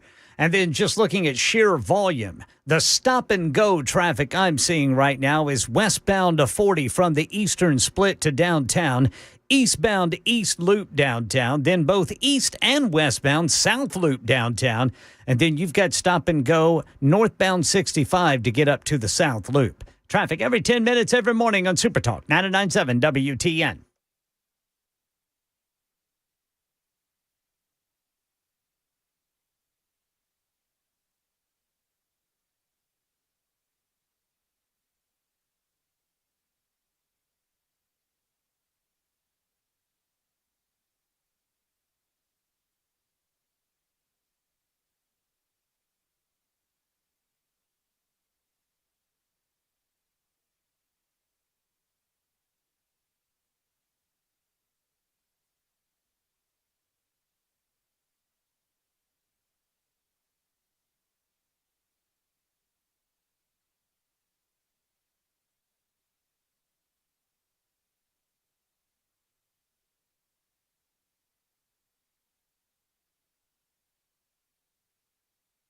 Hey, friends, it's Matt Murphy. Hey, Jackson, you watching me in there? I am. You like these fancy britches? Look at them. See 'em? You like these fancy britches? Do they come in orange? No, this is more of a rust. Or I would call this a camel. Do they come in orange? Maybe. You know what? I'll ask my buddies at Volunteer Outfitters, Tommy and the gang up in Hendersonville, and find out if I can get you a pair of these in more of an orangey color. Here's what I do know. If you are a Volunteer fan, they got some team gear for you at Volunteer Outfitters. Now, if you're a fan of some other teams, they don't have every team, sadly, but they got most in the SEC and some other affiliations of their Volunteer Outfitters. I'm talking about team gear for the fall football season. Plus, fall means that we got hunting season, bird season primarily coming back in, and they've got it for you at Volunteer Outfitters as well. Whatever your needs might be, whether you're wrapping up for the summer and you want the last-minute specials on some of that lake gear or salt life gear, or if you're looking for something for the fall, maybe for the school season, the football season, the hunting season, whatever it is, Volunteer Outfitters is the place to go. They got all the brand names that you know and love. I've got some banded pants on. They got Drake. They got Huck. They got all kind of brands for you outdoorsmen out there. They got Orca coolers in stock as well. Plus, they've got something for the ladies, too, so it's not just for the fellas. Go and see them. You will not see those big Nashville prices. These are Hendersonville prices up there on New Shackle Island Road. It's Volunteer Outfitters.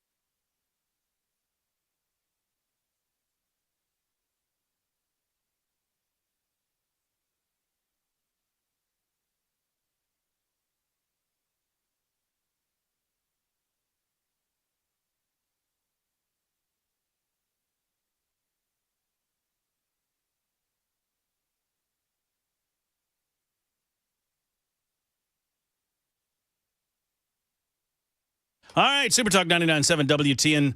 I will get to your questions, your thoughts, your comments for our guest. His name is Jim Torino. He is a Democrat running for Tennessee congressional seat, District 5. That is obviously currently occupied by Congressman Andy Ogles, and we got a primary to get to next year, but I just wanted to introduce you guys to Jim, have him on the show. We were discussing some of the, the basic underpinnings of your political philosophy, I guess you will, that lead you to this call to service. I want to ask you about immigration, because you and I first met at the Abrego-Garcia hearing. Do you believe that Kilmar Abrego-Garcia has now received due process? It seems to be. I would say, yeah, it seems to me. I mean, I'm not close enough to the inner workings of exactly what his case is and where it is today, but it outward apparently, yeah, it would seem like it would. What do you believe, if you have any thoughts on it, the right outcome of that situation is? I'm a second-generation American, and my grandparents came to this country literally through Ellis Island. My grandmother was 7 when she came over, and spent 10 days in a steerage cargo and didn't see the sun for 10 days, and tells a story that she was afraid she would never see the sun. And one of the things that thrilled her the most in her whole life was getting off the boat and seeing the Statue of Liberty. Mm-hmm. And, my grandfather came over. My grandfather actually, his mother, my great-grandmother, was pregnant with him when she landed in the U.S., and he used to joke that it was the only free ride he ever got in life. Right. They came here with nothing, and they had to work hard. And really hard to get where they were going to, and they instilled that work ethic in my family and in me, and they were very patriotic. And when I think of my own family as patriotic Americans who came to this country for a better life and wanted to work hard and pay their taxes and be a good citizen, I think that opportunity should be for everyone who wants to come to this country for the same reason. Mr. Garcia, and across the board. And so we should make it easier for them. And both parties have punted this problem down the road. And so you're saying you would want to loosen legal immigration? Not loosen legal immigration, but maybe fast track it. There are folks in this country that are undocumented, that have been living and working here and paying taxes. There should be something that we should be able to do for those folks that want to be good citizens of the United States that will fast track their citizenship. Let me ask in a more basic way, because I think this might inform a lot of the audience where you are on this. Should there be rules as to how you get to the United States of America legally? Of course, 100%. What should you do to the people that violate those rules? Hold them accountable. How do you do that? I think part of it is, one, securing our borders. Make sure that we don't have a porous border, and we do. And that's one of those cans we've kicked not anymore. Perhaps not anymore, but that's one of the things that we've failed to do as a country. All administrations, maybe not, Mr. Trump. You mean the Biden-Harris administration primarily? And those before that, for sure. But you just said you voted for Kamala. They were in charge of the most porous, ridiculously uncontrolled border in American history. If I'm not mistaken, I believe that there was a bipartisan bill that was on the table that was getting ready to improve the enforcement for immigration that was shut down. When did that bill get passed, Jim? It didn't get passed. Right. Then how is Trump doing right now, as we speak, what Joe Biden said he could not do without more money from Congress? How is it that Trump manages to do it when Biden couldn't? With the same amount of funding, with no congressional approval, with no law passed, Donald Trump came into office, and he has shut down the border. Shutting down the border is step one, but that's not the end of the process. No. We're talking about your assertion that Joe Biden needed some sort of congressional approval to accomplish a task that I'm telling you has been accomplished with zero congressional approval. That wasn't your original question to me. My original question is, what do you do to the people that violate the rules? Hold them accountable. And how do you hold them accountable? In many different ways. You can send them back. Send them back home? You can send them back to the country. Of course, sure you can. No, you brought up, so in your answer, you brought up border security. Do you believe the border's secure today? Do I believe that? Probably not totally secure, no. I would venture to say it's not. Is it more secure than it was during the Biden-Harris administration? I don't know. I couldn't answer that. You want to be a congressman and you can't answer that question? Do you think it is? I think you can answer it. I don't think you want to answer it, Jim. I mean, I think the answer is obvious. It is obvious to anyone with a brain that the border is more secure today because there are more resources at the border, because we have a president of the United States that's actually focused on shutting down the southern border. I don't think it's controversial to say that. No, I don't think it's controversial to say that at all. Is it completely shut down? No, I don't think it is. Okay. When you talk about loosening or fast-tracking immigration policy, talk to me about that. Like what do you mean? We currently have, the estimates are that we have, during the Biden-Harris administration, somewhere in the neighborhood of 8 to 10 million illegal aliens entered in those 4 years alone. It's conservative estimates. Conservative estimate is that we have 30 million illegal aliens or undocumented workers, however you want to refer to them, in the United States of America here today. I don't know of anyone that would suggest that you would remove the total number of those people. But, is there a certain amount that you would remove? Criminal illegal aliens, for example, those that are committing acts of crimes against American citizens. I mean, of course, I don't think anybody would argue with that. Violent criminals, and I think this was the initial take on it. Hey, let's remove the undocumented violent criminal. No one's going to argue with that. Mm-hmm. And here in District 5, so let's talk about District 5 for a second. Kilmar Abrego Garcia is accused of human smuggling. He was accused of beating his wife. In the state of Tennessee, there are 35,000 violent crimes committed each year. 35,000. Mm-hmm. 2% of those are undocumented workers. Mm-hmm. That's not an alien invasion to me. And so I'm wondering, why aren't we focusing on the other 98% of violent crimes here in the state of Tennessee? Why can't we do both? We can do both. Why haven't we? Right. We are. We're not. Well, Donald Trump's trying to crack down on crime right now in Washington, D.C., and he's only been met with objections from your political party. The state of Tennessee just sent some National Guard there. Are you in favor of that? Not when we have our own problem. No. Oh, so you're in favor of bringing the Tennessee National Guard back home and sending them to Memphis? That's not what I said. Are you in favor of bringing them to Nashville? That's not what I said. Because Nashville has a crime problem too, right? Nashville has a crime problem. Well, hold on. Then what do you want to do with the National Guard that's not currently being done in the state of Tennessee? I don't think we need the National Guard to help support our law enforcement. I think our law enforcement can do their job the way they need to do their job. Jim, pardon me, I'm not trying to badger you, but you just said we sent National Guardsmen up to Washington, D.C. We need to bring them back home. We've got our own problems back home. What do you want to do with those National Guardsmen? That's not what I said. Then please explain to me what you mean when you bring up the National Guard that the governor sent to Washington, D.C. to help with crime up there. We're talking about the state of Tennessee and the violent criminal. You asked me a question about, which undocumented immigrants should we go after first? Should it be the folks that are picking fruit and helping put food on their table, or should it be violent criminals? And I said violent criminals. No one's going to dispute that. All right. And in the state of Tennessee, with 35,000 violent crimes committed, only 2% of those crimes committed by the folks that we're talking about, why are we focused on the 2% and not the 98%? And I would suggest we're not. We're focused on all of it. I don't think we are.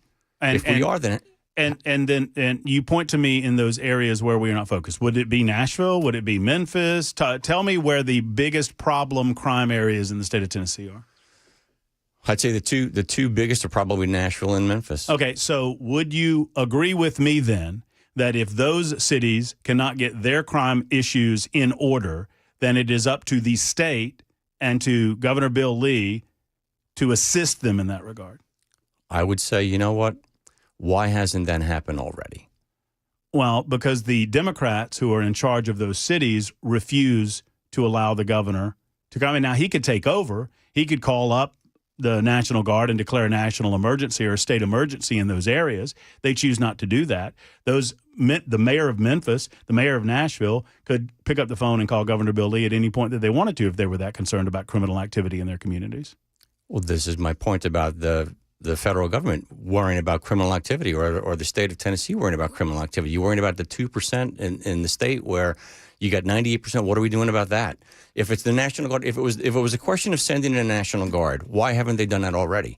Why is it now all of a sudden a big issue? So Jim Torino, Democrat candidate for governor, is in favor of Governor Bill Lee calling in the National Guard in Memphis. Are you or not? Well, are you or not? Of course not. Well, then what are you talking about? I'm talking about why are we focused on the 2%? We should be focused on the 98%. We're not. 90%. That is a. I mean, I don't know where you came up with that, but we're focused on crime too. And when we did send in the Tennessee Highway Patrol and Immigration and Customs Enforcement, an attempt to pick up people right here in Nashville, Tennessee, who stood against that? The Democrats stood against it. Why? Were you against the ICE patrols? I was against removing people without due process. Yes. And what immigration process was not followed in those patrols? I'm not familiar with what the patrols were or how they were picking people off the street. All I know that there were folks that were taken and being removed from this country illegally, right? Without their due process, because including they were Mr. Garcia. What process is due an illegal alien, Jim? Same as a citizen. It is not correct. That's fortified That is Constitution. 100% incorrect. We can sit here and debate this for an hour. No. So. We will not debate it for an hour because you're wrong and I'm right. I don't think so.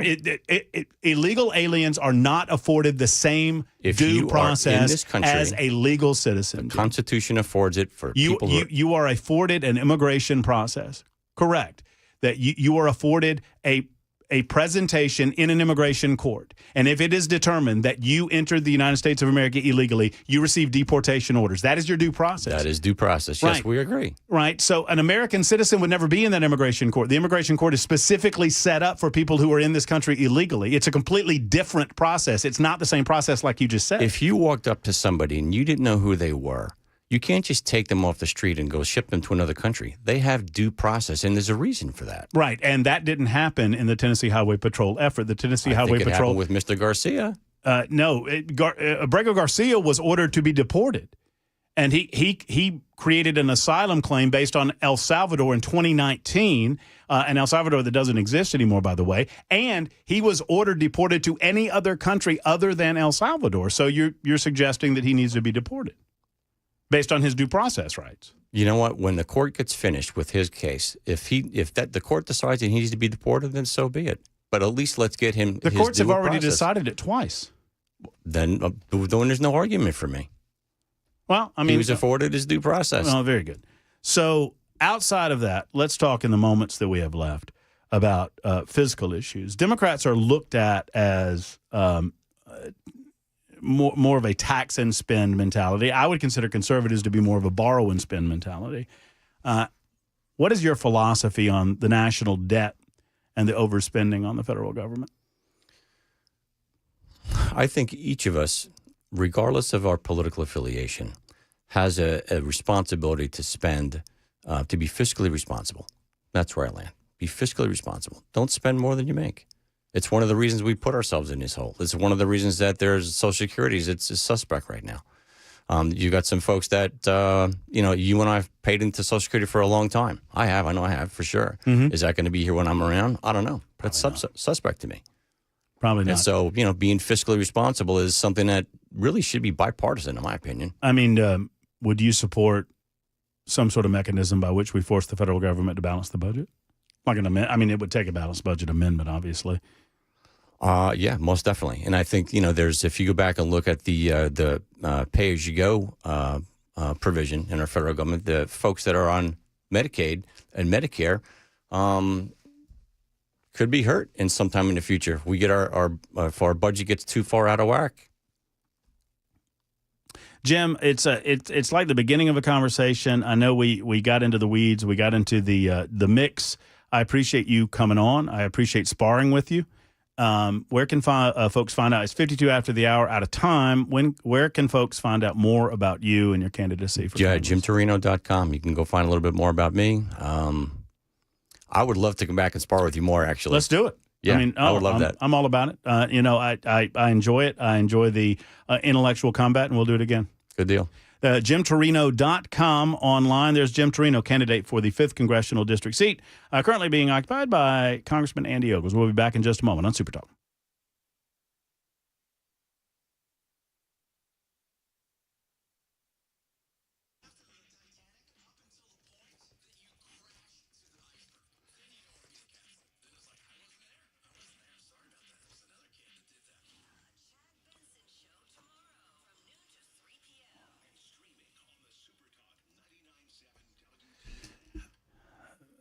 My man Jeff Eddy and Efficient Heating and Cooling, they want you to know that this false fall that we're dealing with this week, folks, y'all know that this is not the real deal, right? The heat's going to come back. We're going to get blasted again for the next several weeks. Fall is a few weeks down the road. It's coming. It's around the corner, but it's not here quite yet. That means the AC is still working, and if your AC is not working properly, my man Jeff Eddy and Efficient Heating and Cooling can get you to the end of the season. All you need to do is call them. If the AC is not working properly, give them a call. They're going to come out jiffy quick. They never charge you overtime rates for evening visits or weekend visits. They just don't believe in it. They don't charge you that because they know you're a baller on a budget, and you need to fix the problem as inexpensively as possible. Get you to the end of the season. Now, I encourage you to go ahead and think about maintenance on your heater. We do these things once a year, folks, once for the AC and once for the heater. You do it with your teeth. You do it with your car. You need to do it with your AC and your heater, too. Get it maintenanced for a low cost, $125, never more, and it will last you longer. You will get maximum value out of that AC and that heater. So think about that for the fall. We'll be talking about that a little further along the road. 615-784-4424 or efficienthvac.net. That's efficienthvac.net for more info on Jeff Eddy and Efficient Heating and Cooling.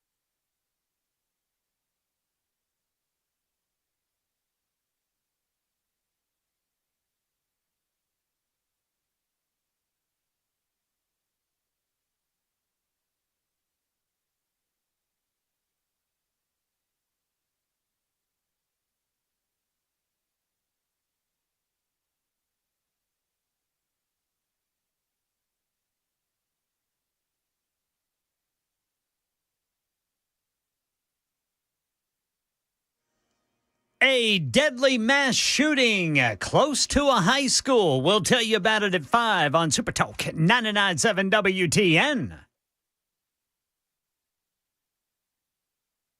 Super Talk 99.7 WTN. Just before 5 o'clock, Michael Lotfi with Americans for Prosperity will be along in the 5 o'clock hour to give us the results of a poll commissioned by AFP to determine who will be eligible for our big debate September 5th. There are some that are a little upset about this poll. We'll talk about that. We'll talk about the results. We'll talk about which candidates will be on stage at Cabaret September 5th for the debate that you can hear live on Super Talk 99.7 WTN from 7 until 9 o'clock. That's all coming after the news, plus your reaction to our conversation with Jim Torino. Look, I appreciate the guy for coming on. Jim seems like a nice enough guy. We got into it. He said he'd come back. Here comes the news. Super Talk 99.7 WTN.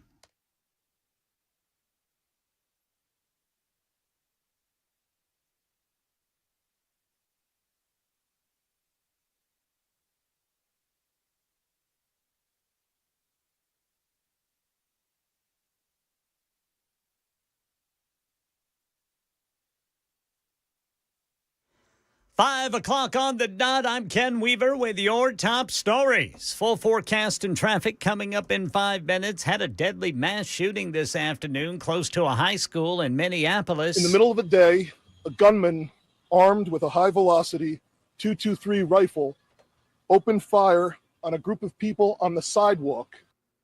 Police Chief Brian O'Hara says one person's dead, 6 others, all believed to be adults, wounded outside the Cristo Rey Jesuit High School. All 6 remaining victims are expected to survive.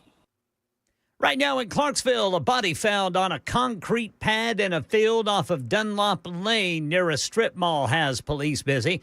Officers say it appears to have been there for a while. Anyone with information has to contact Crime Stoppers. Tips can remain anonymous for a cash reward.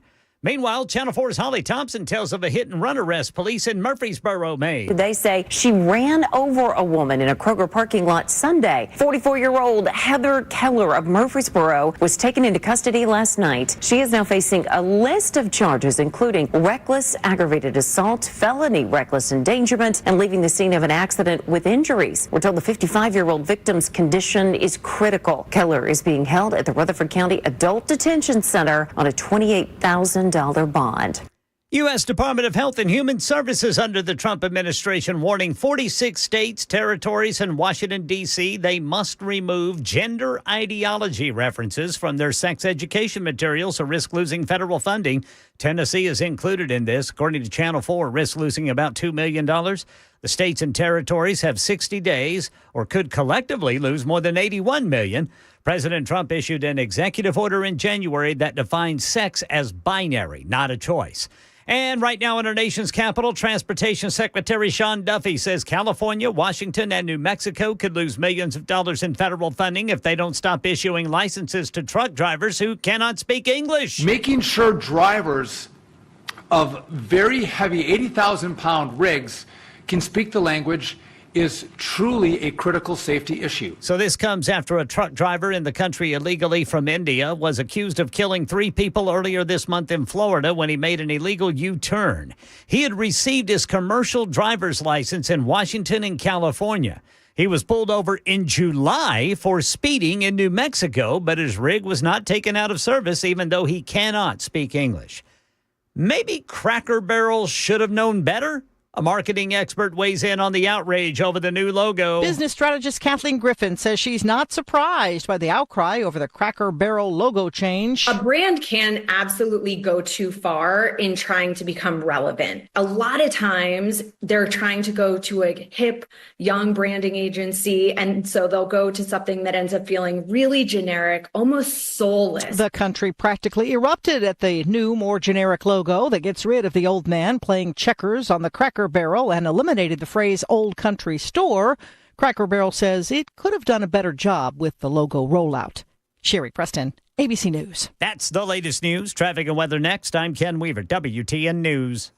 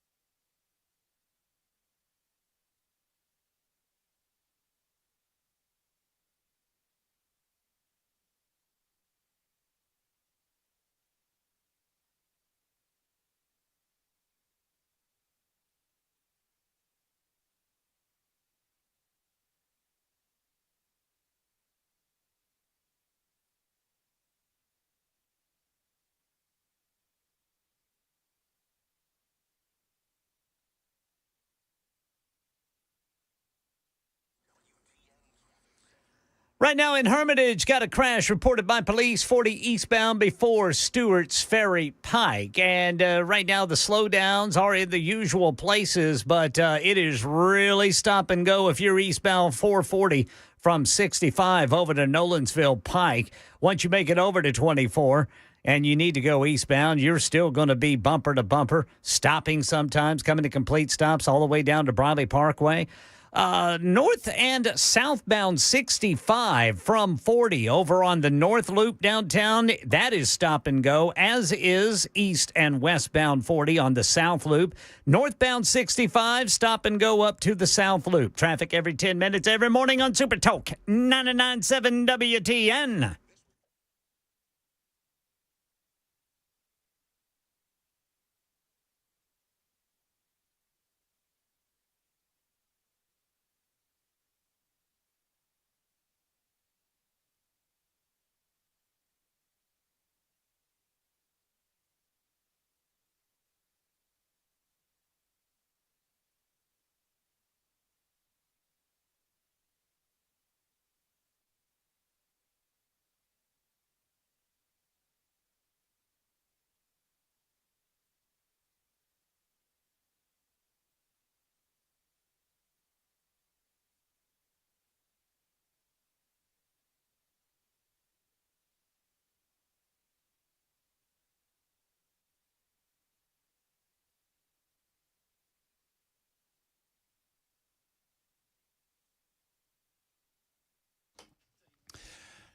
You know, occasionally I like to play a game. I don't know if Jackson Williams knows about this game, but he's about to.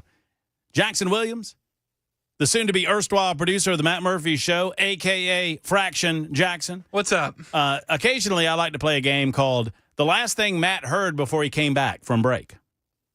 Let's not play this game. We will not be playing this game this time around. Otherwise, both of us would find cardboard boxes and see the door. We could live in your truck. You were telling me before the last thing that I heard before the break was done, you were telling me about you have virtual reality. Yes, I have one of those VR headsets. Is it as badass as I want it to be? I honestly could bring it in. It's very portable. I would love to get a video of you trying this thing out. I would love it. Ken Weaver, would you do this with me? Ken Weaver back in the news closet. We got virtual reality here from the producer of the Matt Murphy Show now. He's got one of those virtual reality headsets.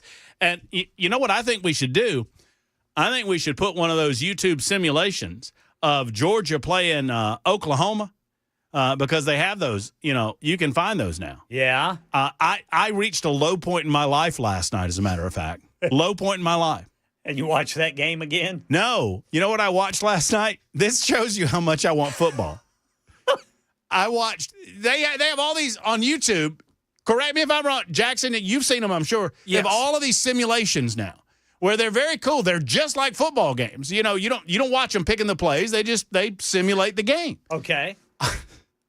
I didn't watch Georgia versus Oklahoma. I didn't watch Georgia versus Texas. I didn't watch Georgia versus Ole Miss. I watched Georgia versus Marshall. How'd they do? They won 59-3. They don't show any mercy on the simulation. No, listen, if Gunnar Stockton does anything like he did in the first game of the simulation, Gunnar threw for 391 yards and 7 touchdowns versus Marshall, according to the simulation. I've put up some absurd stats against like Marshall and like the FCS teams. One time I had 800 yards. So I'm sitting there on my laptop computer doing some work on the show because, believe it or not, I do work on the show from time to time when I'm not on the radio.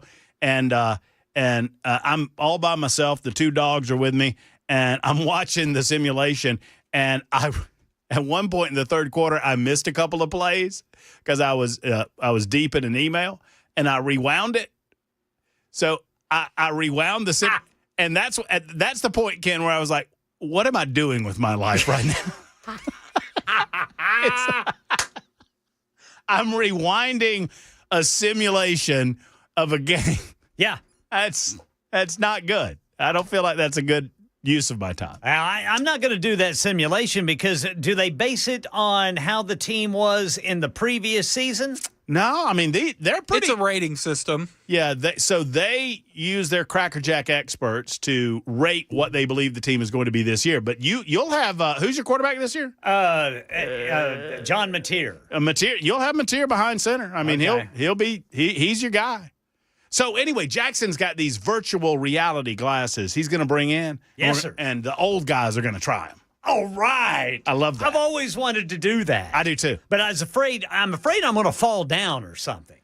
Yeah, we're going to have to do this in a room with some space. What? I'm going to react to what I'm seeing around me in some fashion? I'm going to put you in the football game. Okay. Like I'm the quarterback? Yes. And I stand under center? Yes. What? It's really fun. Is it? Oh, yeah. That doesn't sound I want to be an edge rusher. You can, but it's a little different. You start as a quarterback. Wow. We got to see if you get motion sick first. Okay. All right. Well, we'll do that later. Now we got to get back to some real news. If you have any thoughts on our conversation with Jim Torino, it was an interesting one. Jim thinks differently than many of us, many of you, we all think a little bit differently than one another. And I appreciate Jim for coming on, and he said he'd come back. And I said, listen, you can come back anytime you want. I appreciate your viewpoint for what it is. I mean, it's a demonstration of how we live in the United States of America. Everybody's got a different point of view, and Jim did not shy away from his. I will say that I don't think he has a chance in hell in winning the 5th Congressional District congressional seat. I mean, but that's just Murphy's analysis. What do I know? He said he believed in abortion until birth and couldn't really, the immigration issue was just another thing. So anyway, I won't have to relive it. You can go re-listen to it if you so desire. Right now, let's bring in Michael Lotfy on the show. Michael, of course, is with Americans for Prosperity, one of our partners in the big debate that's coming up September 5th. I'm very excited about the debate. I'm very excited about presenting candidates to the voters of the 7th Congressional District. I was told earlier today, Michael, and by the way, hello, Michael. How are you? Hello, Matt. I'm well. How are you? I'm great. I was confused, and I thought I would see your lovely face, and I'm a little disappointed. I'm in New Orleans, so I had no idea. Yeah. I was on Bourbon Street all night last night thinking about you. How was it? You go to the Cat's Meow? I went to a lot of places with a lot of names. Yeah. Probably shouldn't talk about it on air. Uh-huh. You know. You know what gets But me? we had a great time. You know what gets me on Bourbon Street every time? The absinthe. The bourbon? The absinthe. the No, absinthe. the absinthe. Okay. The absinthe house. I'm fine until I get to the absinthe. And I have a thing for absinthe. It's that taste of licorice. No, you like fishing that worm out of the bottle. I've been known to. I love there's the Jazz Restoration Historical Society or whatever it is. That's my joint that I always go to on Bourbon Street. But anyway. Okay.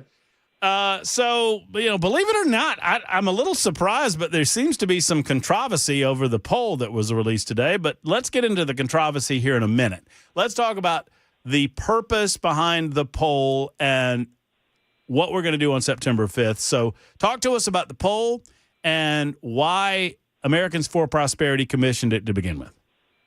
Yeah, so we have, like you said, got our results back on the poll that we talked about, probably a week or so ago. The reason why we commissioned this poll was to have a selection criteria to figure out who would be able to participate in the debate that we are hosting together on September the 5th at Cabaret, starting at 6 p.m. Really interesting results for the poll.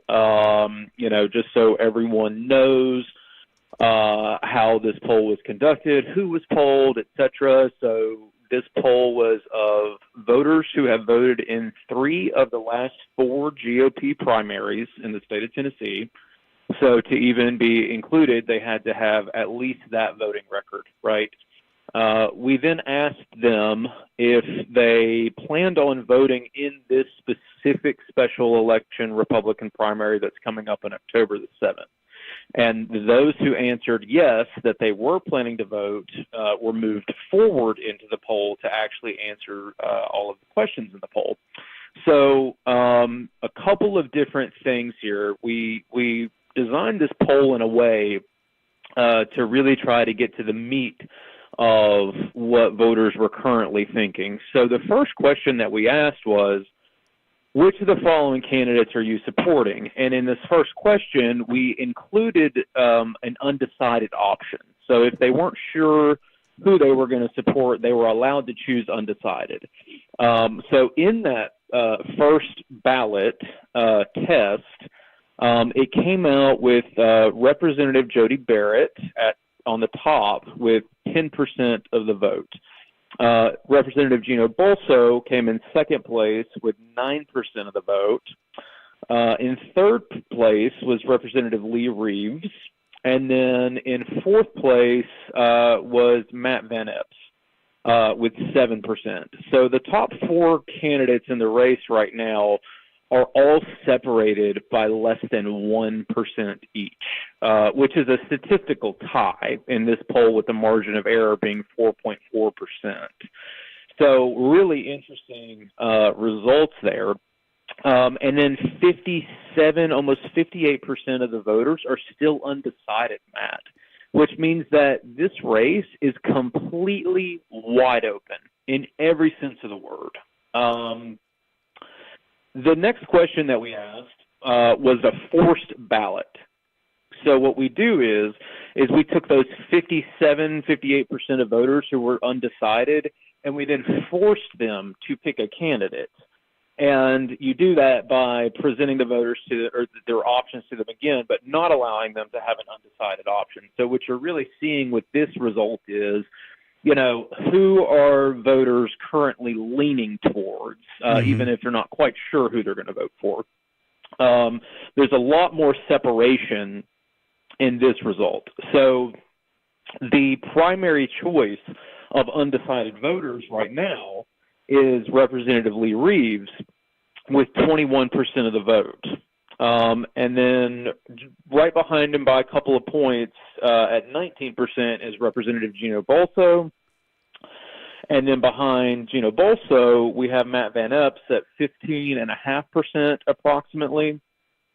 And then Representative Jody Barrett at about 15%. And then they kind of all trail off from there. Trace Whittem is at about 9%. Jason Knight, the county commissioner out of Montgomery County, he's at about 9%. And then the next question is, or what we do is we combine those two ballots, and that's called a combined ballot. So basically you combine the results of, here are the folks who've decided who they're voting for, and then the undecided people, the way they broke in the poll, saying that, if I have to pick a candidate, here's who I'm picking. You combine those two questions to get back to the full sample size of 500, which is a very large sample for a poll like this, so it's pretty accurate. And then these are the results from that. So the combined ballot of decided and undecided voters and how they lean is very interesting as well. And it's a dead even tie between Representative Gino Bolso and Representative Lee Reeves, both at 19.9%. So then we've got go ahead. Representative Jody Barrett at 18.6%, and Matt Van Epps right at about 16%, and then everyone sort of trails from there. So really wide open race, a lot of great information in this poll for any candidate out there, I think the top four candidates have a lot that they can extrapolate out of this that, they should all be pretty proud of. And one other interesting thing, though, in this poll, Matt, was we also asked voters, what's your number one issue? Surprisingly, I don't know about you, but I've personally heard all of the candidates. It seems like they're all talking about illegal immigration primarily, and that's not even the number one issue for voters, interestingly enough. So I think what's happened there is that voters see that President Trump has really taken charge on the illegal immigration front, and so they still care about it, but it's not their most important issue. So there's maybe an opportunity there for candidates to also look at this and sort of change some of their messaging and actually talk about what voters actually care about, which is the things that we'll certainly be asking at our debate, right? But at 23%, approximately 23%, people say their number one issue is government corruption and the deep state. And then, let's see, I think Is it inflation and cost of living next? Yeah, inflation and cost of living is the number 2 issue at about 19%. And then at 18%, you've got illegal immigration and border security. So it's actually the third level down as far as the most important issue for voters. Yet that seems to be primarily what the candidates are currently talking about. So there you go. Well, and I'll ask you this question after the break. Michael Lotfie's with us with Americans for Prosperity. He will be my co-moderator at the debate proceedings September 5th. The debate is on Cabaret. Doors will open at 6 o'clock. I'll be doing my show there from 3 until 7 o'clock. I'll probably make myself scarce a little early on the show and get a Cameron Smith or a Dan Mandis or whatnot to give the last half an hour or so Lotfie and I can get ready for the debate moderation. You will hear this 7th Congressional District Republican debate on Super Talk 99.7 WTN. So we'll find out together in a moment which candidates qualified based on the poll. And the question is, which metric within the poll are we using to find the top 3? Or is it possible, because of the closeness of the poll, that you would add a 4th candidate to the debate? And how can other candidates be a part of the debate? You'll find out in a moment. It's 22 after the hour on Super 7 WTN.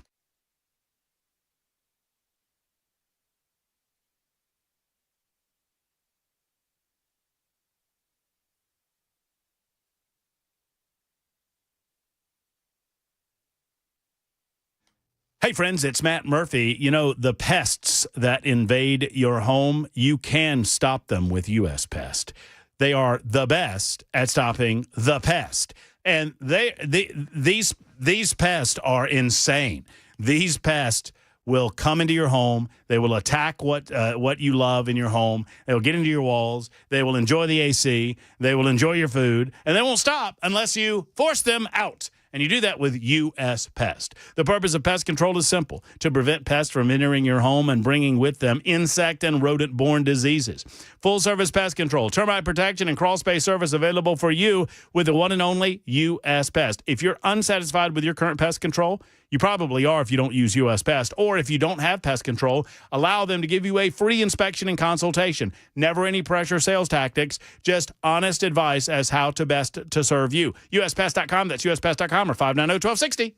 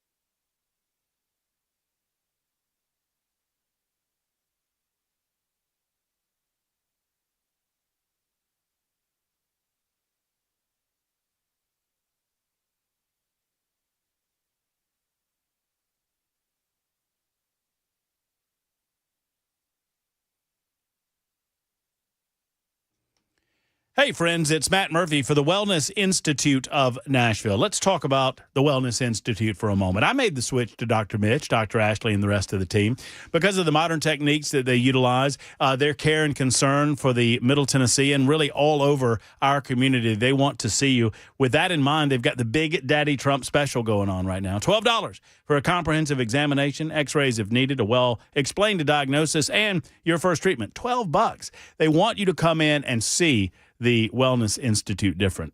And it truly is different. Spinal decompression is a modern technique available to you to bring hydration, nutrition, and blood to the affected area, to the pain-filled area. That is going to alleviate the pain without the need for pills, without the need for needles, and certainly without the need for surgery. And that's what it's all about, folks, getting you into more of a pain-free life. If you have back pain, neck pain, knee pain, hip pain, if it hurts anywhere on your body, get to the Wellness Institute of Nashville. I think you'll be happy that you did. 615-246-5009, 246-5009, or painisbad.com. Painisbad.com. When you stop by, tell Dr. Mitch that Matt Murphy sent you to the Wellness Institute of Nashville.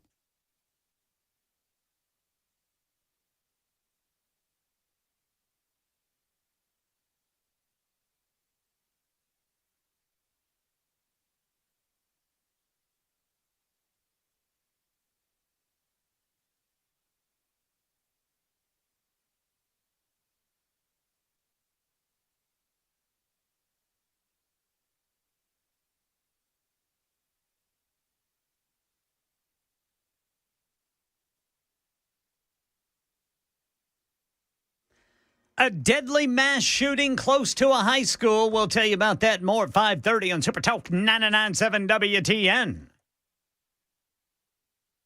Super Talk 99.7 WTN, Matt Murphy.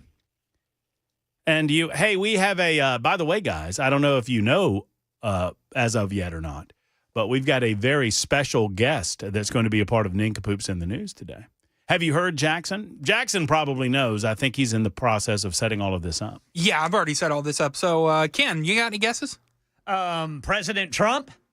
That's a great guess. Great guess. That's a great guess. It would be the hugest get in the history of all time. I'll win. Hold on a second. I can get it. I've got to move my hands in the proper direction and then I get a better Trump. That's not good. It's hit or miss. My Trump's hit or miss. Kind of like my Bill Clinton. It is not President Donald J. Ah, well. Well, you know, but you know what? Next best thing. Next best thing. Governor Donald Lee. J. Trump. Not Governor Lee. I think better than Governor Lee. Okay. Speaker Cameron Sexton. Definitely better than Cameron. Representative Scott Sapicki. No, not Sapicki. No, you'll find out. You'll find out, Jack Ken. Johnson. You'll find out, Ken, when all of us find out, coming up in about 6 or 7 minutes on Super Talk 99.7 WTN. All right, we continue with Michael Lotfy. So here's the bottom line, Michael. We got like 3 more minutes left, and I don't want to belabor the point. What does this poll mean? We kind of gave the results. We gave the rundown. What does this mean for our lineup on debate night, September 5th? What metric are you using, and who's in according to those metrics? Yeah, so according to this poll, the top 3 candidates are in. So we've got Jody Barrett. I did speak with Representative Barrett earlier. I feel like he's prepared to come. We're excited to have him. We'll have Lee Reeves. Representative Reeves has obviously qualified as well. I've got every reason to believe that they'll be there. Representative Bolso has also qualified via the poll. I have every reason to believe that they'll be there. So those are the ones that have qualified based on the polling results. Obviously, candidates can also participate if they have proven that, you know, despite not being in a good position in our poll, that, you know, they've got a path to victory through fundraising. And, you know, obviously there's still a lot of undecided voters, but to reach those undecided voters, you're going to have financial resources to do so. And so we have spoken with Matt Van Epps earlier today, his team. They've confirmed that they've got the money to go the distance, and they'll be providing us their financials, so they will be participating in the debate.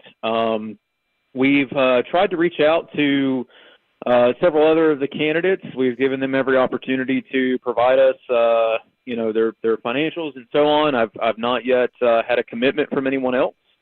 So we'll see if they've got the financial resources to compete in this thing, and hopefully they'll, you know, provide those to us so that they can partake. You know, one interesting thing, Matt, real quick. This race, I really, obviously, like, you guys are going to be streaming it live on WTN, but man, people really need to show up to this thing and be in the audience, because I think it's going to be an amazing show for people to witness this thing. And I can tell you that the entire nation is watching this race. As a matter of fact, I know for a fact that the White House is watching this, because I am under the impression that they wanted to see our poll. So they are watching this race very closely, as is the whole nation. You're not going to want to miss being there. So definitely go to www.aftn.events and reserve your seats by pre-registering so that you can be in the audience. I know that the entire nation's watching this thing, so you're going to want to be there live. So it's my understanding that at least one candidate, and I know I'm late, Ken, and I apologize. I got one more question to get to. It's my understanding that at least one candidate, Lee Reeves, who I'm being told as we speak, by the way, I'm speaking to one of their representatives, and they are saying that they're planning to attend the debate too. So that's good news. But they take exception with the methodology on the polling. They say, we believe we're much further ahead. We don't believe this poll. We think it's a fake poll. I think that's what they called it, a fake poll. What's your response to that, Michael? My response to that is that the pollster that we use is highly respected in the state of Tennessee. Speaker Sexton uses this pollster, as does the Senate Republican Caucus, as does the House Republican Caucus, as does the Florida Republican Caucus. This is a national polling organization. They've done great work. It's a very accurate pollster. The poll is accurate. Any candidate out there is obviously free to release their own polling publicly. If, they want to release their own polling, they're welcome to do that, of course. I think it's a little odd that anyone would take exception with a poll that they're, our poll shows that they're kind of leading this race. So I find that a little odd, but regardless, as far as attacking this poll, it doesn't really make any sense to me. But like I said, it's a very, Speaker Sexton uses this pollster, as do both House and Senate Republican caucuses use this pollster. It's a great pollster. They know what they're doing. And obviously any campaign is welcome to release their own internal polling if they would like to do so. Well, very good. And obviously the purpose of the poll was to kind of set the field. Candidates can take exception with the methodology and all of that. That's fine. We're going to have a representative from one of the candidates on at 6 o'clock so they can say their piece. But I'm happy to note that candidate, along with some of the other candidates, are already accepting the invitation to be a part of the event. I'm very excited about it, Michael. I know we'll talk about it when you get back into town. Stop by and see us, and we'll inform the folks about our process in formulating the questions, not the questions themselves necessarily, but we'll continue to discuss it leading up to September 5th. Very exciting. All right. Cheers, brother. All right, take care. There's Michael Lotfy of AFP. Back in a moment on Super Talk.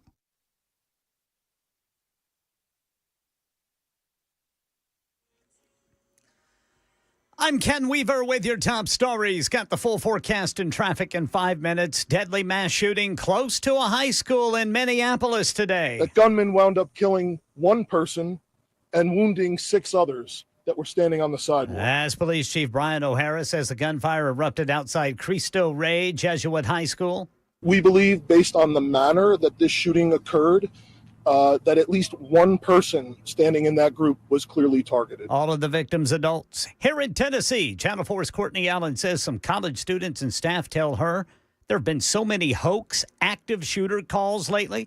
Some people are becoming desensitized to them. Some students at Vanderbilt University told us today that people have started to blow threats off, including when they get university alerts. Well, I guess it is a little worrying that a threat could be made that's serious and nobody would really take it seriously. We also talked to a professor at Vanderbilt. I wonder what can be done. I think that maybe if we can get some kind of commission to think about, if we send too many sort of alerts, then is there this kind of fatigue that results around it? We asked several major universities in the state, including Vanderbilt, if they are concerned about alerts not being taken seriously.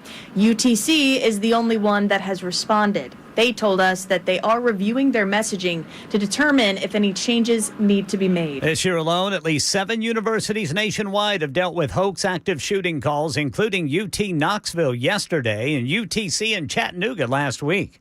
And in our nation's capital, Transportation Secretary Sean Duffy says California, Washington, and New Mexico could lose millions of dollars in federal funding if they don't stop issuing commercial driver's licenses to truck drivers who don't speak English. We don't want to take away money from states, but we will take money away and we'll take additional steps that get progressively more difficult for these states. There's a lot of great tools that we have here that we don't want to use. We just want to keep drivers safe, not in just red states. That's the latest news. Traffic and weather next. I'm Ken Weaver, WTN News.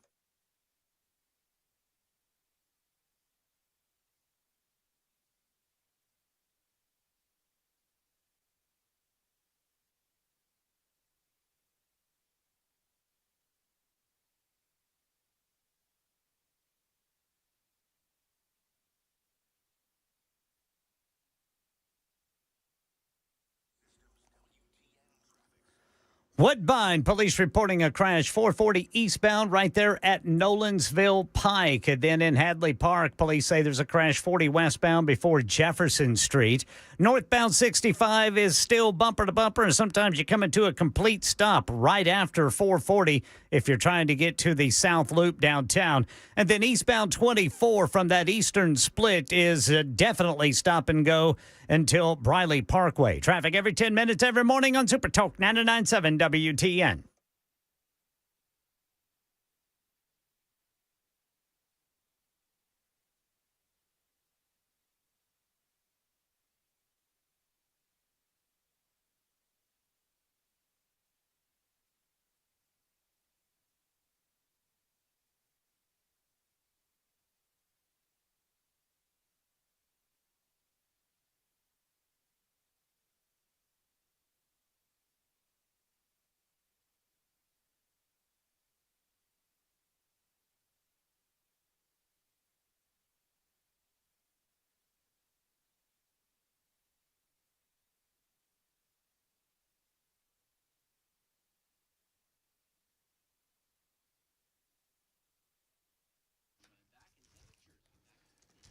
Hello, friends. It's Matt Murphy for Shane Ring and Cover Nash. They truly are your insurance concierge, if you will. I mean, they're your guru when it comes to all things health insurance. Shane knows his stuff, and he does not work for the insurance company. Here's what I love. So a lot of people that you talk to on the phone, if you, God forbid, you dial one of these 1-800 numbers, you're oftentimes talking to people that are trying to sell you particular insurance from a particular insurance company. Shane Ring doesn't do that. He works for you, not for an insurance company. That means he's going to shop the entire market available to us in Middle Tennessee.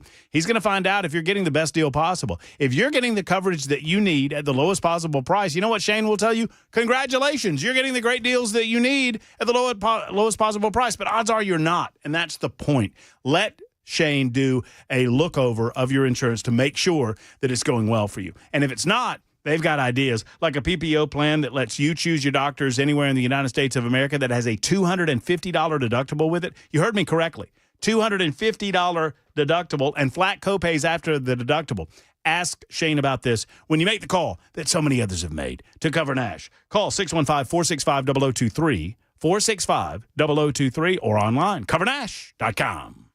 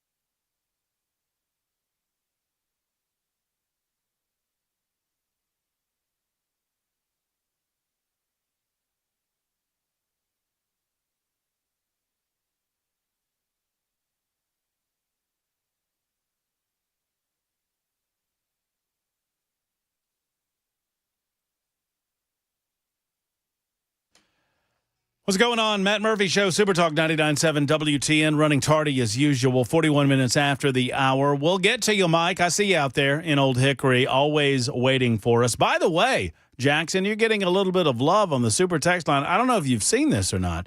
I'm just throwing this out there before we get an Nincompoops in the news. Let me just throw out two separate messages that I've now received from 3215. I don't know who 3215 is.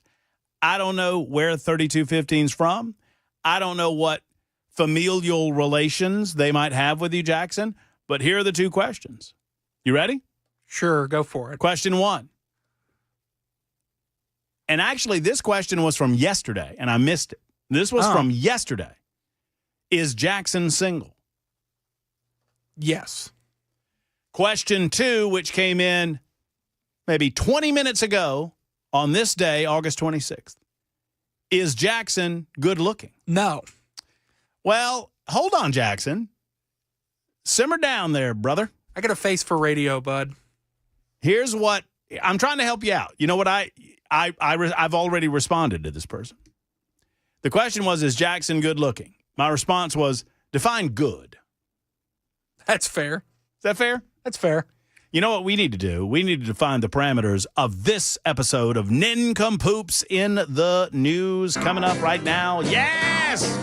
Nincompoops in the News. A very special guest, Nincompoops in the News. All right, so here's how we do it. Normally, we give you 3 stories of the day. You see, you gotta let that simmer. You gotta give me more of that. You gotta give me a little bit more of that. I need that in my life. Yeah, you need to keep that up there. There you go. We give you 3 normally stories from around these United States of America, nay, the world. But today it will be 4 separate nincompoop stories. And you, yes, you, get the opportunity to vote at home on who your nincompoop in the news truly is. Will it be Ken Weaver? Hello, Brother Ken. How about you boys? Yes. Have you figured out who the guest picker is today? No, I have not. I feel like we're college game day, and we got a guest picker coming on stage to pick the nincompoop of the day. Jackson, you know who the guest picker is, huh? I do. We don't have a guest picker. We have a guest pooper. Ladies and gentlemen, after many, many guesses on the super text line, let's reveal it. It's the one and only Chris Hand, everybody. Woo! Hello, Chris hello. Hand. Yes. How are you guys? What's going on, Chris? Well, I'm actually really excited and a little bit nervous to do Nincompoops in the News because you guys are so darn good at it. I'm stressed. I'm a little stressed. I've been biting my nails. I think you might have said a word wrong there. You pronounced it, you guys. It's actually pronounced Ken. Oh. Ken is really good at this. I don't know. Brother Jackson wins a lot. I'll tell you, he won. He wrapped up yesterday, boy. Oh, hey, it was when a good I day. filled in for you when you were getting your Chinese shoulder, Yeah. Ken and Jackson were just beating the brakes off me. Yeah, no. Weaver's got the delivery. Jackson gets the story. I don't know where he's getting his stories from, but he gets his stories. So we got 4 separate stories, 4 separate nincompoops, or maybe more, depending on the story itself, and you get to vote. So how's the home studio, Chris, before we get into nincompoops? Well, you guys tell me, because I thought I was going pretty good on Monday morning on our first test, and then I get a phone call from Mason like, hey, bud, you're not on the air. It's like, oh well, that's news. And we got to replace the TV tomorrow, so we got to get this studio running because, Joan Jones broke the TV, so Yeah. we need a window in there to replace the TV. So I'm looking at you at home base. I really like that clearly is a fake tree. I really like the It's fake not tree. a fake tree. What do you mean it's not a fake tree? It It's looks not like a fake tree. We water it. It give it lots of love. That's as real as real can be. I'm calling fake tree. Hand can It's say a real tree. We got It's real a fake plants. tree. You look great over there. Thank you. I'm so excited to have this up and running. That way, should disasters happen and we get the weather and all the craziness, I can actually jump in and help you guys now. Yes, sir. Absolutely love it. I heard about, look, with any new system, with any new project, there will be a little bit of trial and error. Yes. And I, upon hearing about it, I said, I've got a 50-foot Ethernet cord. And somebody said, no, he's already got a 300-footer. Yeah. Well, as I'm driving in after it didn't work, I'm like Googling how long are normal residential staircases, trying to figure out how much wire I need. And I was like, I think 300 will handle it. Yeah, I think you got it covered. I think I got That is extra a if you need football any. field of wire. If at the Murphy household, if the wind blows too hard, I get the Ethernet cord out and I just drape it up the banister, going up the stairs into the office. Yep. Every time it's a little ritual. All right, let's get into it.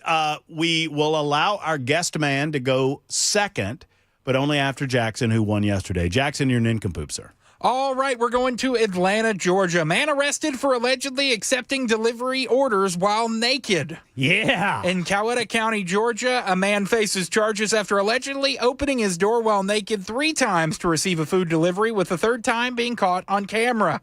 Frederick Riley is charged with 2 counts of public indecency after answering the door twice in one night to get food deliveries at his front door. Both female drivers claim he was fully nude. They both called 911. So here is what the deputies did. They sent a female deputy to knock on Riley's door. And Fox 5 has obtained the body cam footage, no pun intended. The deputy knocked on the door and announced DoorDash. A dog is heard barking from inside. Within a minute, perhaps long enough to put his pants on, Riley opened the door and he was nude again. And deputies say not for the first time that night, one of the drivers was able to snap a picture of him at the door and he was fully nude. On the video, Riley appears shocked when he is told that he is being charged with public indecency. And it includes a lovely photo of this gentleman. So you can't answer your door naked? I'm assuming no. Not in Georgia. Not in Georgia. Sounded like he was being indecent in his home. And that's what I'm saying. I mean, I guess maybe if you are you knowingly answering naked when you know that people have been, sent to your home to deliver food or whatever. I mean, put your pants on for you. Order DoorDash. It's not like people are. Well, whenever I answer my door naked, all I let anybody see is my face. You just kind of peeking around the corner. Yeah, I just kind of peek around the door. And hand them the money. And I say, thank you. Do the deed. I mean, it reminds me of that dude in Slap Out, Alabama, that the cops are called because his neighbor called the cops on him for being in his front yard, peeing naked in the front yard. Yeah. And they came to the door and they knocked on the door. And he opened the door with nothing but underwear on. Yeah. And he said, "Sir, were you outside of your home nude?" And he said, "Yeah, but I wasn't peeing." Right. Mm-hmm. He knew. Yeah, he knew. Mr. Hand. All right, I got a good one. From the home studios of Hand Enterprises, your nincompoop, sir. I got a good one. I'm telling you guys, my hands are sweaty right now. I'm nervous. I'm waiting for one of you guys to say I already did this. All right. Florida man arrested after crashing meth and fentanyl-filled drone into home. Anybody ever done this? Yeah, I think so. Oh. It seems. I think that, Jackson, didn't you do that? I did. Sorry, that's Brother a bummer. Hand. That's a bummer. Hold on. I got to back up. See, Brother Hand is prepared. He knows. The man and for the record, I had 3 backups, but naked delivery guy was one of them. Just had that let the one record too. show. I know you guys probably did this one, but it's too good. Florida man hijacks Key West sightseeing train for meth-fueled joyride on birthday and picks up passengers. All right, let's go. Yeah, we did that one. Brother Hand, you did this one. I did this one? Yes, when you filled in when Matt was getting his Chinese shoulder. There's no way. Positive. This may be a first in Nincompoop's history. I'm almost certain you do did it again, Brother Hand. Hold on. Let me. We're going to let him do it again, but I'm going to ask my shoulder to go over its records and to see Okay, perfect. if the shoulder recalls this story. I don't think the shoulder recalls the story. I think I'm going to allow it. Go ahead. A man in Florida was arrested on his birthday after authorities caught him absconding with a trackless sightseeing train and even picking up passengers while high on meth. All aboard! His name was Jonathan Patrick Winslow, celebrating his 57th trip around the sun on a raucous Independence Day when he turned up at the Contour train depot in Key West, allegedly weaseled his way into conducting one of their vehicles. He bamboozled a well-meaning employee into forking over the keys after he claimed he used to work for the company years prior and requesting a tour of the train. According to an arrest report, the confused employee was then left in the dust when Winslow sped away, thinking surely that the stranger must have had permission to take train. He did not have permission to take the train. Officers responded to the depot when the stolen train was reported. It could be tracked via GPS, but was apparently already downtown. Authorities had a general idea of who they were looking for, the guy on meth in the train. And they found him, and they were able to nab Winslow, and the train was still intact. He did have 2 oblivious strangers on the train who had joined him for the ride, authorities said. Oh, that's nice. I like that. Little audio addition to the Nincompoop with a little midnight train to jail. Midnight train to jail.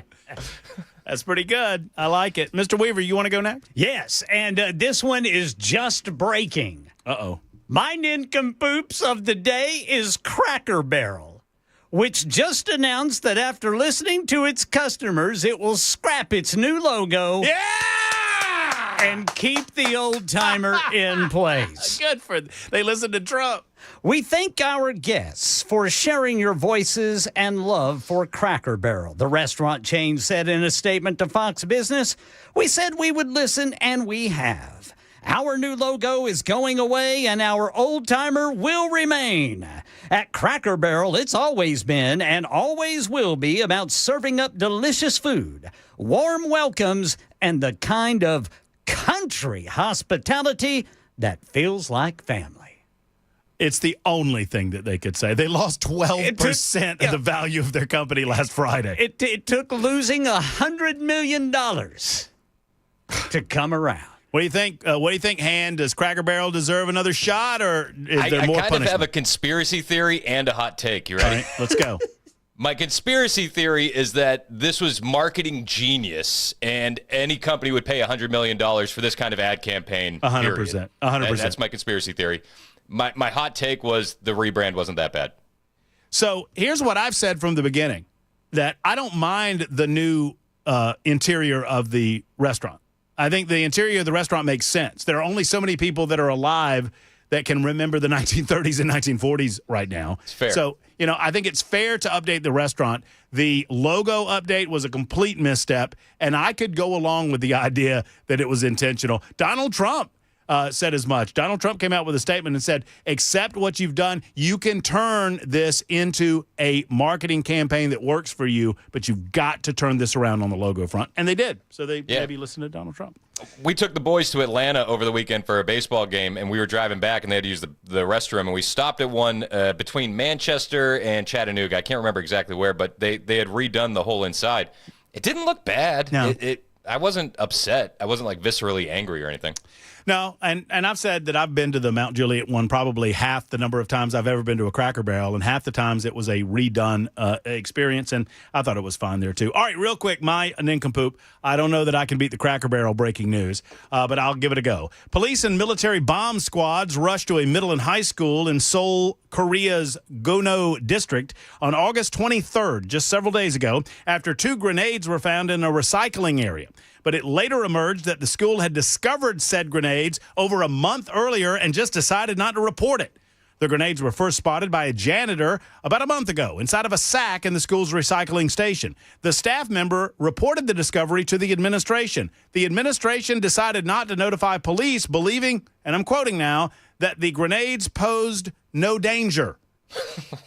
The staff placed them for some unknown reason inside of a discarded rice cooker and then left them in the same location. About a month later, on August 23rd, a security guard checking the rice cooker, or whether it could still be used, opened the cooker and discovered the grenades, which were very much alive and very much a danger to anyone and everyone in the classrooms. No students were in the classrooms that day. Officers evacuated teachers and local residents from the building, and they eventually disarmed the grenades. Everybody involved in the story is a nincompoop.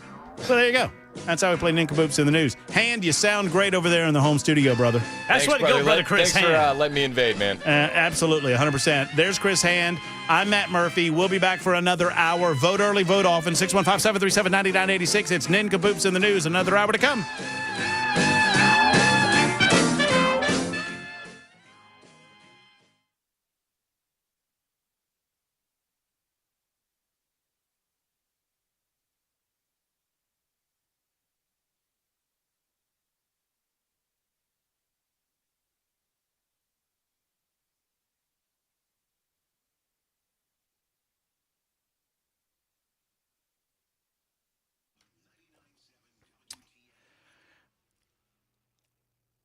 Legendary football coach Lou Holtz asked a question, or actually said something one time that I think bears repeating. Before people spend money, they ask themselves 3 questions. Can I trust you? Are you committed to excellence? And do you care about me? Friends, it's Matt Murphy, and Eurofix has built its business on answering those three questions with a bold YES yes. Back in 1999, owner Aaron Stokes was by himself with a one-car garage in a downtown Franklin backyard. A few months later, he moved into a shop and in a barn behind his house so he could stay close to his family while building his dream of offering the best service on European vehicles at below dealer pricing. Flash forward to today. The barn's long gone. Eurofix is thriving. 5 separate locations in Nashville, Franklin, Belmead, Murfreesboro, and Mount Juliet. And more to come. All work performed comes with a 3-year, 36,000-mile nationwide warranty, plus a rental car available at every appointment. Go ahead and ask yourself, can you trust Eurofix? Yes. Do they care? Yes. Are they committed to excellence? Of course they are. And I think you'll say yes to every question once you go to Eurofix. Go to myEurofix.com, myEurofix.com.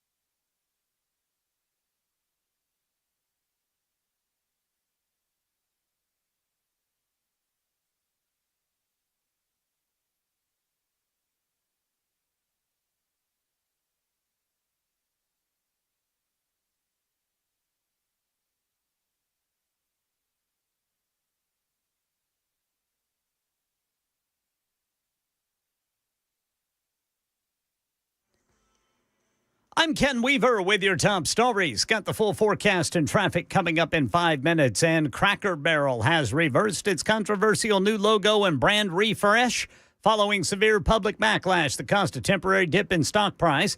The rebranding effort, which started last year, was intended to modernize the company, but it drew criticism for taking away its traditional aesthetic. In a statement, the company says, "We thank our guests for sharing your voices and love for Cracker Barrel. We said we would listen. We have. Our new logo is going away, and our old timer will remain." So the old man playing chess goes back on the Cracker Barrel logo.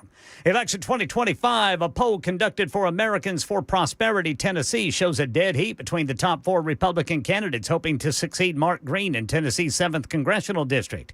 Deputy Director Michael Lotfi telling WTN's Matt Murphy Show. So the top 4 candidates in the race right now are all separated by less than 1% each, which is a statistical tie in this poll, with the margin of error being 4.4%.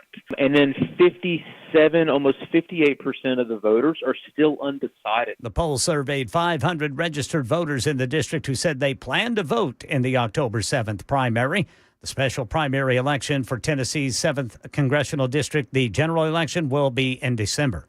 46 states, territories, and Washington, D.C. are in jeopardy of losing $2 million in federal funding if they don't comply and make changes to a sex education program. Here's Channel 4's Lydia Fielder. Tennessee is one of the 40 states that the Trump administration is threatening to pull that money from. The Department of Human and Health Services wants to references to gender ideology removed from material with the Personal Responsibility Education Program. That program educates young people on topics involving abstinence and contraception. Gender ideology refers to gender identity instead of focusing on a person's biological sex. More legal action in the case of Kilmar Abrego Garcia. His attorneys arguing he cannot be deported because it violates his rights.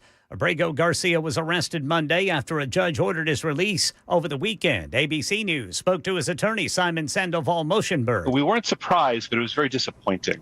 There was no need for them to take him into custody. He was already on electronic monitoring, essentially the equivalent of house arrest. Yeah, the Justice Department's accused Abrego Garcia of human trafficking, of being a member of MS-13, as well as being in the country illegally.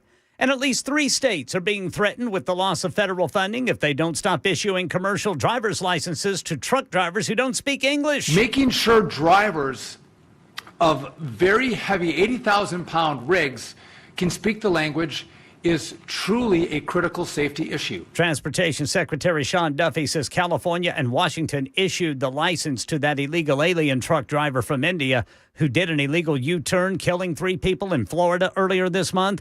That driver had been pulled over for speeding in July in New Mexico, but was sent on his way, even though he can't speak English. That's the latest news. Traffic and weather next. I'm Ken Weaver, WTN News.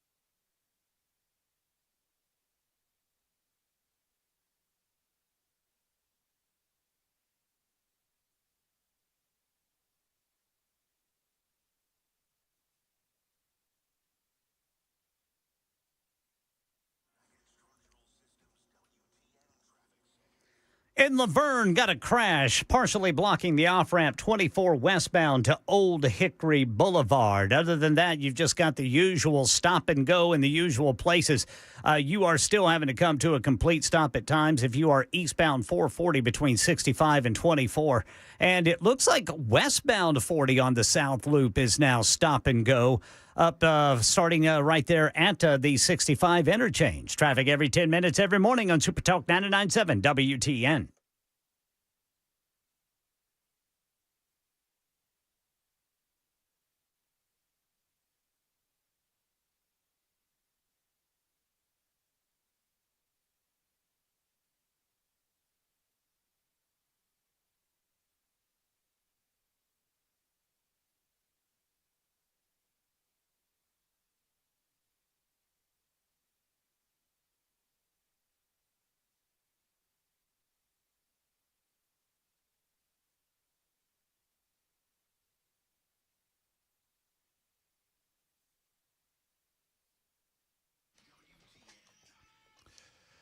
All right, welcome back, friends. Matt Murphy Show continues. Super Talk 99.7 WTN. We'll get to your telephone calls coming up in just a couple of minutes. It's 8 minutes after 6 o'clock. My apologies for being a little bit tardy back from the break. That is on me.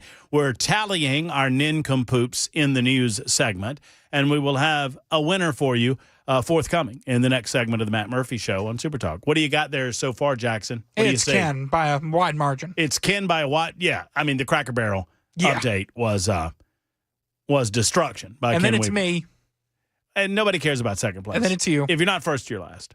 And Chris Hand comes in last because he's DQ'd. Yeah. Yeah, because he gave us a used story. There you go. One that he used. Yeah, one that was actually originally used by him. I believe it was a day he won Nincompoops. A little bit odd. But, maybe he was just trying to relive old glory. We don't know. If you're just joining us, just tuning in, just getting in your automobiles, maybe just getting to your place of business, just getting home, whatever you might be doing, here's the big breaking news story. Cracker Barrel has said they're going to keep the old logo. By the way, Ken, I don't believe I've ever made a comment about one of your newscasts that could be considered in any form or fashion to be critical. But I've got one thing to say. I don't even think Ken's listening to me right now. I think he's doing work. He's working. All right. Well, maybe I can catch up with him before he's done. All right. I'll get to our guest because Ken said one thing during the update that I do take exception with. First time in the history of our working together that I would look at Ken Weaver and say, what'd you say again?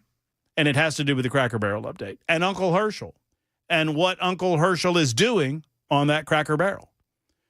Because he's not playing chess. I'll tell you that. Ken said he was playing chess.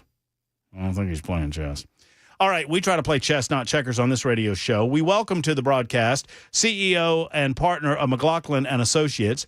He has been a Trump campaign pollster for some time now, really since 2011, and we are pleased to be joined by John McLaughlin, who takes a little bit of exception with some of the latest polling results from Americans for Prosperity, putting on a debate a little bit later on in the 7th Congressional District special election cycle. I don't know that I've ever had the opportunity to speak with John, but if it's our first chance, it's a pleasure. John, good afternoon and welcome. It's a pleasure to speak with you, Matt. And by the way, it's obvious Cracker Barrel got their poll back. So you guarantee there's obviously been some busy bolster with them. But it's a pleasure to speak with you and be here on Super Talk. Well, it's good to talk with you as well. I mean, in the interest of disclosure, you're working with Lee Reeves, right? You're acting as a pollster for him. Absolutely. Right? Yeah, he paid for us. We did a survey back in July. We were in the field, and we put it out so they could put it out to their donors, and they put it on X, etc. But we were in the field on July 21st through the 24th, and we did 300 likely primary voters off a primary voter list where we used live operators to speak with people, and most of the interviews were done on cell phones, and some were done text to web, but most of them were done cell phones and some landlines. But we did that back then. Lee was up 6 points, and there was still a significant undecided, but it was a month ago, and Lee's been doing very well since then, where they've dropped many pieces of mail, they've been on radio, they've been canvassing, and So you would think that that 6-point lead could go up because it seems that they're out hustling the other campaigns. Well, I know that Brian Floyd, the campaign spokesperson for the Lee Reeves for Congress campaign, has come out with a statement about this recent poll. I'm affiliated only in as much as we are broadcasting the debate. We've partnered with AFP. I have nothing to do with the polling agency. I have nothing to do with the poll. I will co-moderate the debate. I do know that the poll was initiated merely to get kind of a baseline as to who would qualify in a top 3 setting, and then anybody below that margin would have to come in with a certain amount of campaign contributions, considering the compressed amount of time to conduct the campaign itself. So, I mean, in that spirit, I mean, I can understand if Lee Reeves disagrees with the poll. I can understand if you do too, John. You're better at this than me, and I don't have any inside knowledge about how the poll was conducted, just in the interest of disclosure.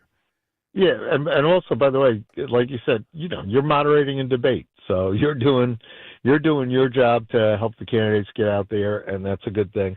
And I just having worked for President Trump, Americans for Prosperity were not the president's favorite organization at some point because they didn't like him.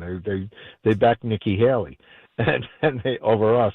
So us Trump people, when we see their polls, you kind of get you kind of get your suspicious, because the poll that you're talking about, it was done online. It was done IVR. IVR is interactive voice, which usually means robocalls. There's no live interviewers, and it's a difference. So we don't know about the list, and they have a pretty big undecided, and they're it's kind of hard to believe our 6-point lead would shrink to 1 or 2 or something, but that's fine. According to but the thing is, John, according to the metrics of the poll, Lee is in the lead. Yeah, but I'm looking at the quality of the poll, and that's where, plus, like I said to you already, us Trump people I've been with the president a long time, and I have too. I have too, by the way. I mean, I don't work for him, but I've voted for him 6 times. You've been a great supporter then, and you're a great American, and you've probably been with us when we've been batting back like bad polls, like even the Des Moines Register. Well, look, I mean, obviously, I'm not here to speak for Americans for Prosperity. I'm not associated with the organization outside of our affiliation to put on this debate, right? So that organization can speak for itself, and it can discuss the separation between their action committee and their decision to back Nikki Haley, which was disastrous, obviously, and all of that. That doesn't make the poll fake. No, and well, when you look at it like our poll, when we put it was put out with different demographics, et cetera. But it's just what I'm calling it is the methodology. There's a big difference between live interviewers calling people who are known Republican primary voters in Tennessee off a list to go to a special election, and then Spry, which they had a history of working with DeSantis too. So they're asking people if they're 18 years old and registered to vote, and then they're asking them how likely they're going to vote in the runoff. If they tell them that, it's 82%. It's really high for a registered voter list to say 82% are going to vote in a special election on October 7th. So, and granted, there's no live professional interviewers interviewing these people. It's all done via pressing, your cell phone, or done, responding on a computer. So it's not. There's a significant difference in the quality of the survey. Well, if the survey is of low quality and it has determined that Lee Reeves is in the lead, then who would you suggest, John, is in the lead? Well, I would think we might have a little bigger lead than that. By the way, I look forward, and if you speak to Lee, tell him we need to take another poll. Well, no, look, I would applaud. I mean, I'm sure you would applaud that. I would applaud that. That's all well and good. I mean, look, listen, I mean, Lee is obviously one of the front runners in this race, if not the front runner. I don't think anybody denies that. And there are some other formidable candidates. I can understand why a pollster would look at the way that another pollster is doing their business and say, that's probably not going to give you the most accurate results. And the other thing is, like, Gino Bolso in that poll had 3%. I don't think he's done that much. And you look at it. Well, he formally entered the race since you took that poll, by the way. Right. He was not a candidate formally when you took the poll, correct? Yeah. Correct. Correct. Okay. But he is. So he's done something. He's announced his candidacy. Come on, man. He is known as he's a legislator. And then the other part, by the way, look, just you're a Trump person. I'm a Trump person. Lee Reeves is a Trump person. These other candidates are not. And the pollster and the other organization, they're trying to say it's a close race between a Trump supporter versus never Trump candidates or never Trump organizations. No, I don't go for it. So. Well, I'm not here to defend those other candidates. I'll let those other candidates defend themselves on September 5th. I am certain that the issue of Donald Trump and longtime support of Donald Trump will come up as a question, and we'll ask the question. I'm not afraid of it, and we'll get them to answer, whether or not they were supportive of Donald Trump from the beginning or when their support happened and whatnot. I think it's a big question for the voters of the 7th Congressional District. There's no doubt about that. Was your poll? I mean, do you expect to do another poll in advance of the debate or the October 7th primary? Definitely before the primary. So I look forward to that. So, but right now they have to spend most of their resources on voter contact, getting their message out to the voters, particularly the Republican primaries who have a habit and a history of going out in primaries and who may or may not be aware of October 7th still. Most of them are becoming aware of it. But, it's going to be, it's unusual, but you got to get people out on October 7th. People have to go vote. Yeah. So I'm just confused, a little bit confused. And I just want to kind of clarify, and maybe it's more for Lee to do or his campaign manager or somebody else in his campaign. So the results of your poll a month ago was that Lee Reeves is winning. Yep. The result of this poll, when you take away undecideds, is that Lee Reeves is winning. Yep. So we're just it's plus. But what does that matter for the purposes of setting a debate? Well, it helps fundraising. It helps organizational support. It helps volunteer enthusiasm. So, yeah, I mean, look, I had to go. You go to my website. There were lots of polls said today we'd be talking about President Kamala Harris, and they're not. And we had to go back those away because President Trump was always ahead for ever since Joe Biden surrendered Afghanistan. He led Biden to the point where Biden got out of the race, and then Harris was ahead. But the media polls, these innocuous polls that different organizations put up, we're saying that we were going to lose, but we didn't. So, you have to, because it has to do with voters' enthusiasm, because it has to do with volunteer support, because it has to do with financial support. You want to, when your candidate's a stronger candidate, you want to make the case rather than say it's a three-way tie or a two-way tie or whatever like that. So you feel like campaign donations depend that much on poll that is designed to set the parameters for a debate? Maybe so. Maybe I'm underestimating the power of the poll.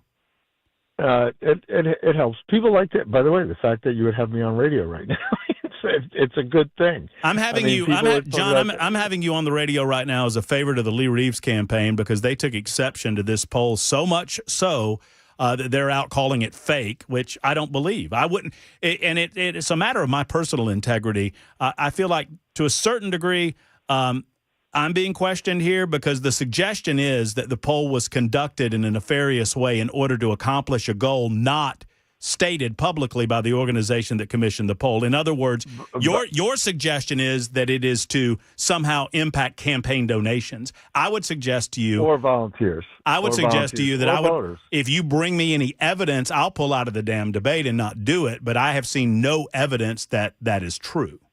By the way, I didn't cast aspersions on you, and you were very upfront in the beginning saying this was done by Americans for Prosperity. Yeah, it's not. Which has a history of supporting, like even Nikki Haley over Donald Trump, and Lee Reeves is a Trump supporter, and being also Lee Reeves, is a strong supporter of legal immigration, not illegal immigration. Americans for Prosperity are in favor of amnesty. So there's certain things where when we see a poll that doesn't look right. Lee's running against Americans for Prosperity now? Well, it seems they might. If you said they sponsored this poll, they paid for it, right? Yes, it's my understanding. Yeah. So they paid for this poll. So it's not done by your station, not done by you. Right, and Lee Reeves pays you to spend. And he paid me, and I'm totally upfront. And right. To defend the poll that we put out at the time a month ago, which was over a month ago, and you yourself would admit that dynamics can certainly change in a month. You know that better than anybody.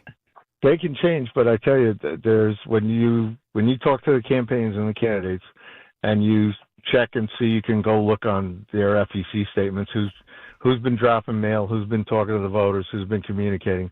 Lee Reeves has done more than anybody else.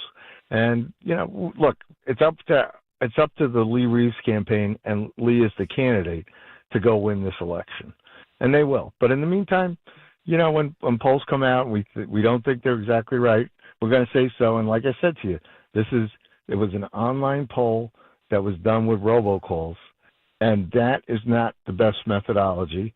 And so what do you think Lee's going to decline to attend the debate because he thinks the polls is stinky, the one that had him statistically tied for the lead? I think Lee, that's a decision Lee's going to make regardless. Let me ask you this, John. What is the point of all of this objection? Do you want to be ahead by 10? Do you want to be anointed as the winner? I don't understand what the point of the objection is. Well, I think the objection is, if people are saying it's a closer race and other people are doing better than we saw in our polls, we just got to point it out. That's all. I mean, the voters are the ultimate pollsters. Exactly. I totally agree. Yeah. Totally agree with that. Well, it's up to the voters. I could understand this level of objection if Lee came in fourth or something, but I mean, he came in statistically tied. I get it, I guess. I mean, look, I hope that Lee accepts the invitation to the debate. I'm sure he will. I'm sure he'll do a great job. I'm going to ask questions. I mean, my job is to just ask questions, panel questions of all the candidates, let them get those answers out there to the voters. And I know that you, as a pollster, want to accurately reflect the pulse of the community at the moment and the time that you take the poll. And that's why you're on today, to talk about how you attempt to accurately reflect. I look forward to the next poll from McLaughlin. All right. Me too. And by the way, what's more important is you're giving the candidates a forum to talk about the issues that voters really care about, because they don't care about polls as much as they care about where, Lee's got a plan where he wants to end birthright citizenship. Lee's got a plan where he wants to. He was the one who sponsored legislation where you weren't giving driver's license to illegals. Talk about a current issue with what's gone on in Florida and these other states with the, illegals driving around the United States. I mean, so voters want to really hear about those issues, and I think it's great that you have that forum and you have the debate where people can hear where the candidates stand on the issues. John, thank you for the time. Thank you for the good conversation, the back and forth. I appreciate you being on today, and we'll talk to you again very soon. Thanks, Matt. All right, take care. There's John McLaughlin. Yeah, no doubt. There's John McLaughlin joining us for a few good moments. It's 25 after the hour on Super Talk.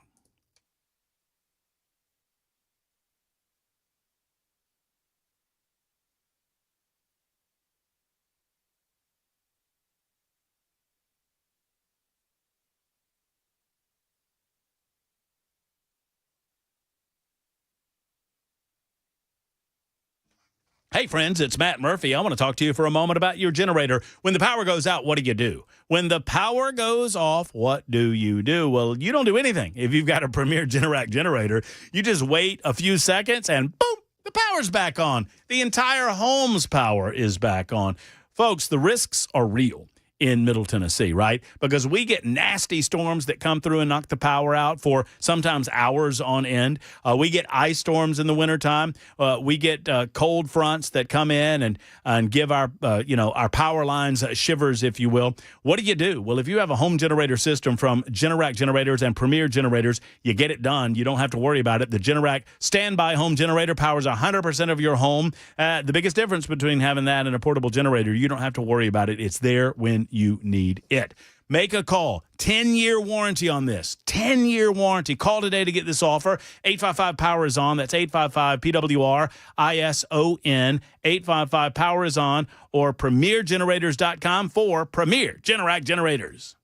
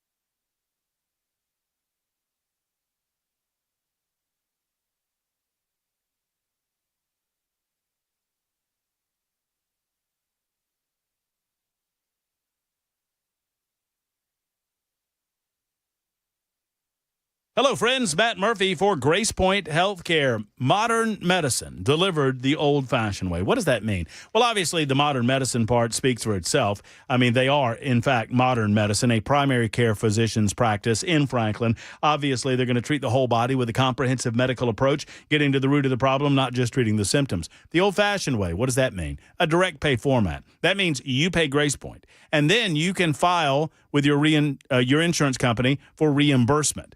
Why is that a superior way of doing things? Number one, you know exactly what the cost of the services provided are, which is not something that you deal with your insurance company the other way that they do it. I mean, sadly, that's the fact.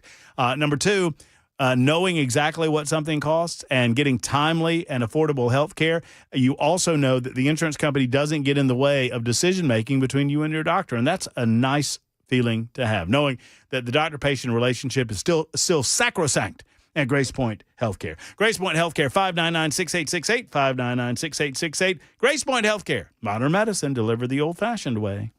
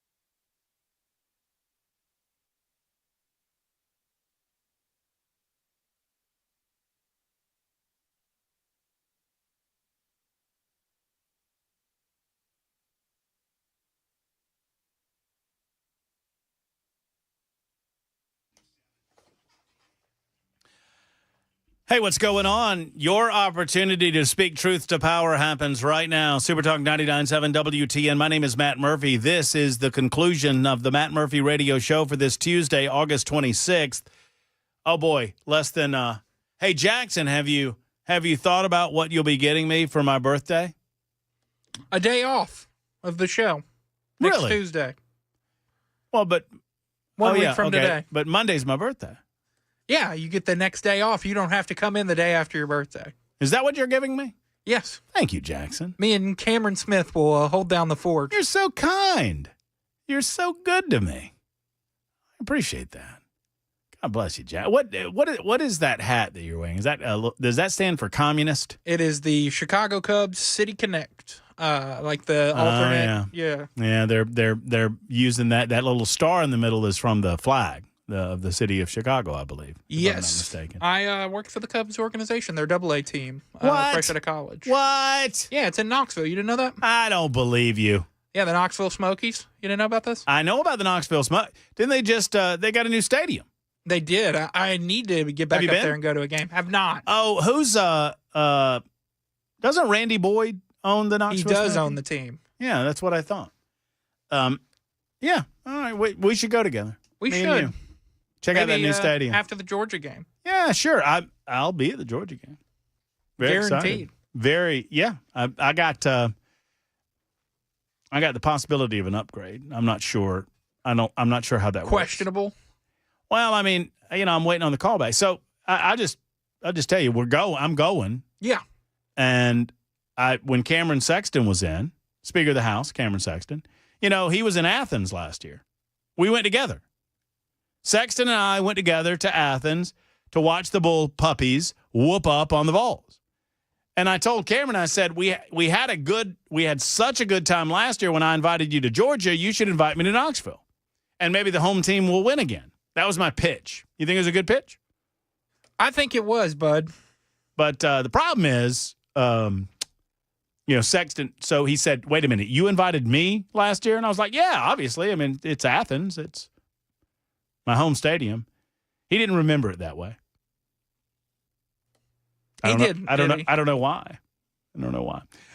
Joe is next. What's up, Joe? How are you?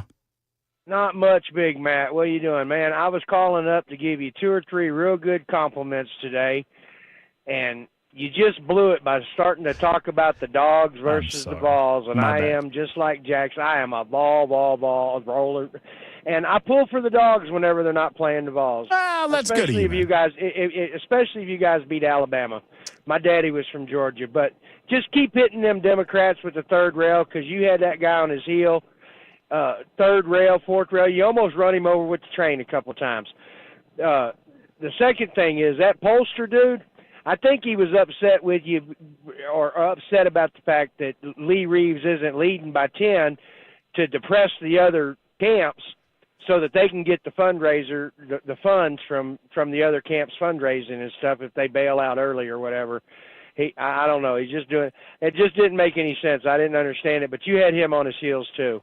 Well, and I'm not suggesting, and I want to make sure everyone knows this, because I see the comments in the YouTube chat and I see the comments on the super text line. I'm not vouching for the poll. I don't have anything for polls. And y'all know me, right? Y'all know that I don't think anything of polling. I don't think anything of pollsters. No offense to McLaughlin or whatever group that AFP used. I just don't believe that their purpose was to hurt Reeves. And that's the suggestion by Reeves. I don't believe that. They were trying to set a base standard for who gets in the debate, and that's all. So I'm not vouching for the efficacy of the poll. I'm not saying that one candidate's not being screwed and another candidate's not benefiting. To me, the measure of the candidate will come September 5th on the stage. That's right. Last thing, though, is you got to watch that Chris Hand. I think while you were out, he actually used you as his nincompoop one day and won. I don't know, but you got to watch him. You got to watch him. I got my eye on him. Yeah, reusing them stories and stuff. Him and Dan, they're plotting. They're plotting with their podcasts and all that. They're trying to get it. You see Hand, right? You've seen photos of him. Oh yeah, he's that pretty boy thing. That pretty hair. Hold on a second. I didn't say that. I just I have a hard time trusting a man whose beard looks that good. Yeah, his hair and all that. You're right. That's right. Where's his pants a little too tight? You know what I'm saying? Oh well, I don't know about all that. I don't know. I'm keeping my eyes up here. I'm not going down. I hadn't looked either. I don't even watch. I just listen to it. I'm a truck driver. I listen to you guys on my telephone every day. So. Joe, I'm glad you called. I'm glad you listened, brother, and great comments. Great call.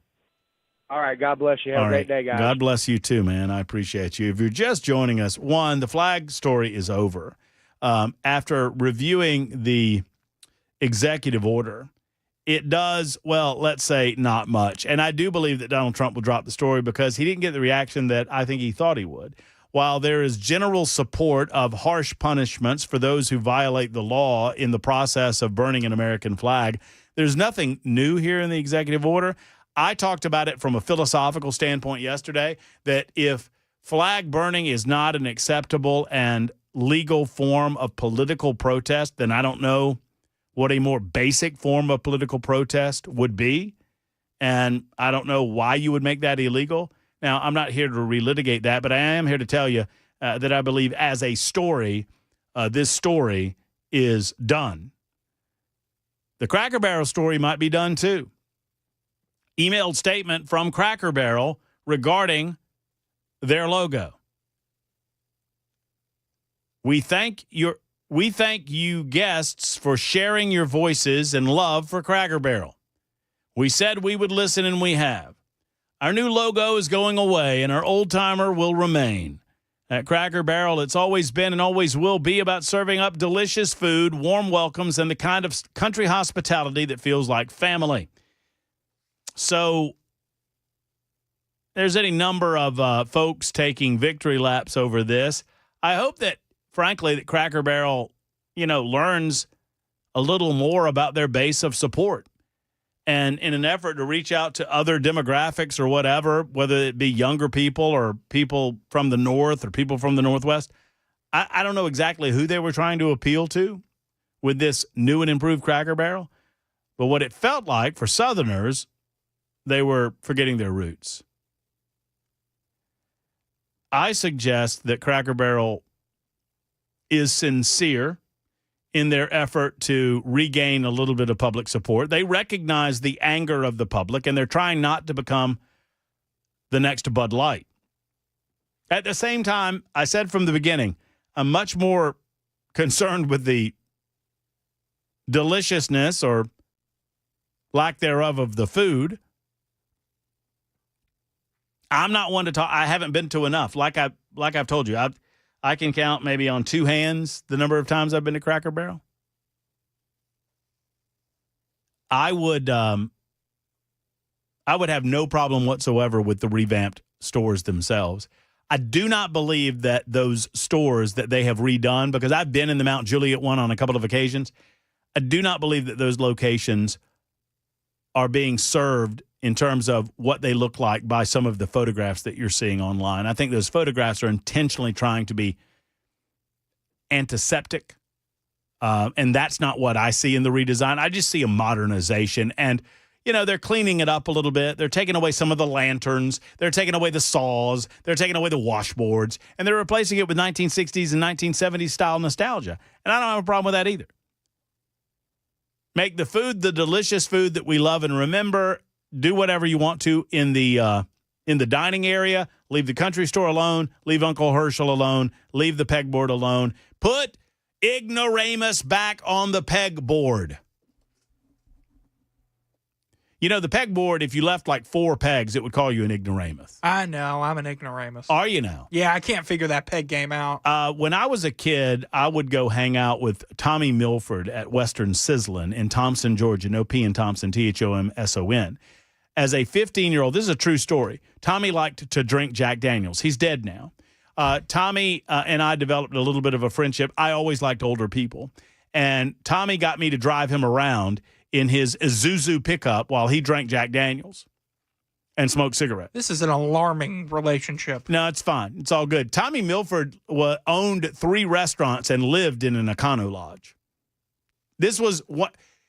He's one of those people you meet, you're just like, you tell stories about him and nobody believes you. And nobody believes you. Because I don't believe you right now. Yeah, no, it's absolute truth. The Econo Lodge was behind the Western Sizzlin' in Thompson, and he had so many clothes, he rented 2 rooms in the Econo Lodge. One room was just for his clothes. Did he get like a discount rate? Oh, I'm sure he did. I'm sure he knew these people or whatever.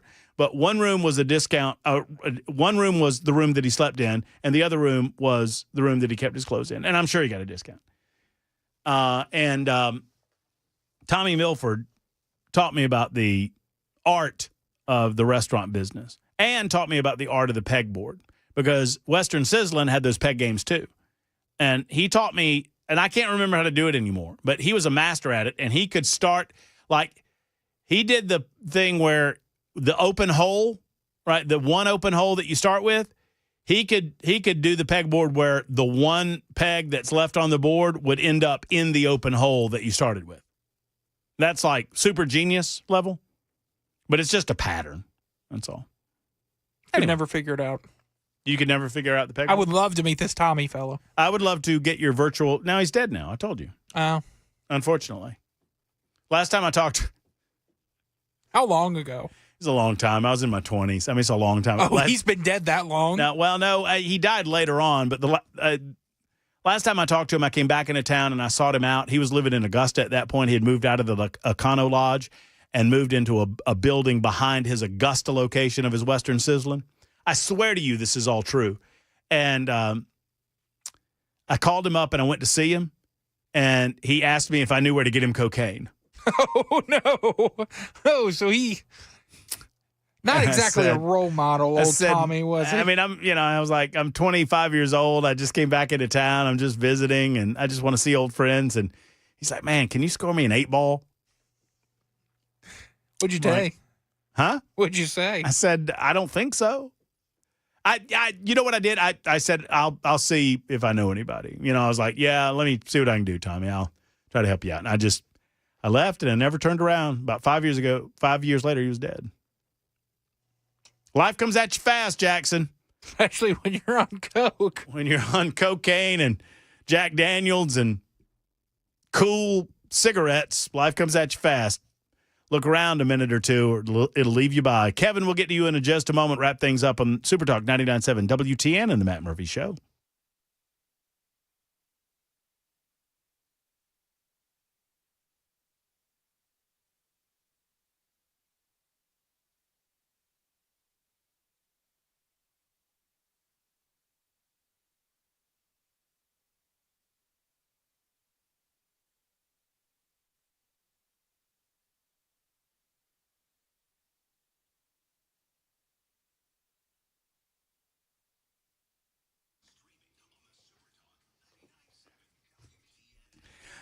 Let me tell you a story about Michael and the gang at Alpha and Omega. I called Michael and I said, Michael, I've got such a minuscule problem in the grand scheme of things, but it is wearing me out. It's my email. And because I've got personal email and I've got company email and they're all coming to the same place and it's all messed up and I've got them doubling up and tripling up and I don't understand what to do. And Michael said, fear thee not, Murphy. I've got your back. And he got Eric to give me a call the other morning, and we worked through my little issue. And I'm just a little guy with a little problem, and they worked it until they solved it at Alpha and Omega Computer Consultants. This is the tenacity that they bring to the job. No matter how small your issue might be or how large your company might be, they're going to come at it with the same professionalism, the same knowledge and experience, and the same drive to get the problem solved and to protect you, to protect your business so that you never have to worry about computer issues a bit.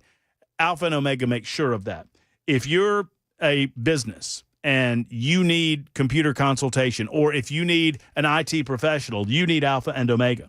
If you're a business owner, you need to know that 14 successful ransomware attacks happen every single day. Call Alpha and Omega now to avoid being one of the 14. I promise you'll be satisfied with your service. If your annual IT contract is up, before you make a decision, I want you to contact Alpha and Omega. They deliver. 615-784-0096, 784-0096, or a&o.net, a&o.net.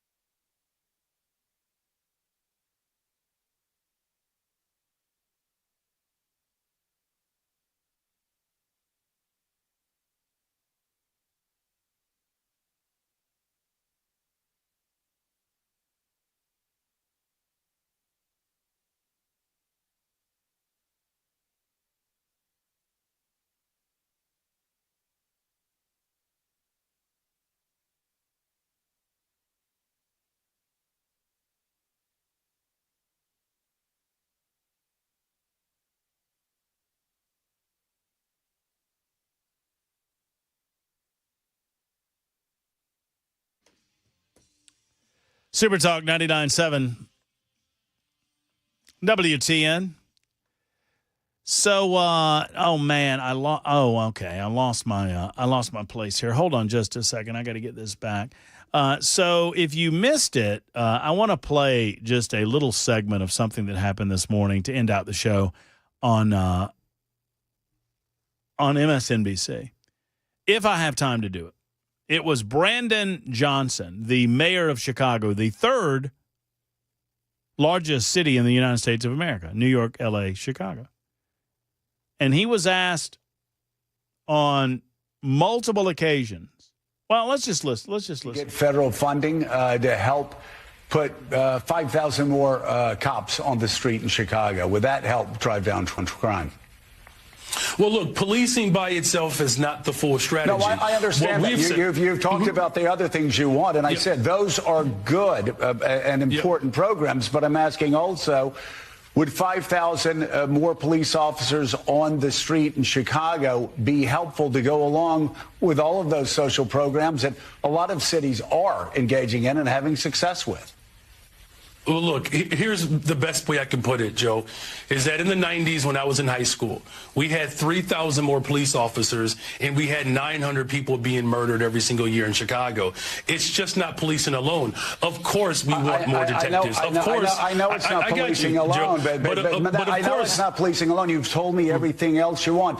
I'm curious, and this does come down to an ideological difference between people. Do you believe that the streets of Chicago would be safer if there were more uniformed police officers on the streets of Chicago? I believe the city of Chicago and cities across America would be safer if we actually had, affordable housing. Look, okay, I'm but not saying that's not the question I asked. My question is, and I just need a yes or a no, do you believe the streets of Chicago would be safer if you got all of those other extraordinary programs put back into place, which do have a history of being successful, if that's complemented by having 5,000 more cops on the streets of Chicago? I don't believe that we should narrow it down to just police officers, Joe, is what I'm saying. That is an antiquated approach. I'm saying we've invested in detectives. Mr. Mayor, are you hearing what I'm saying? I'm agreeing with you that all of these other social programs are extraordinarily important. I just need a yes or a no, and then this will be the last time I ask.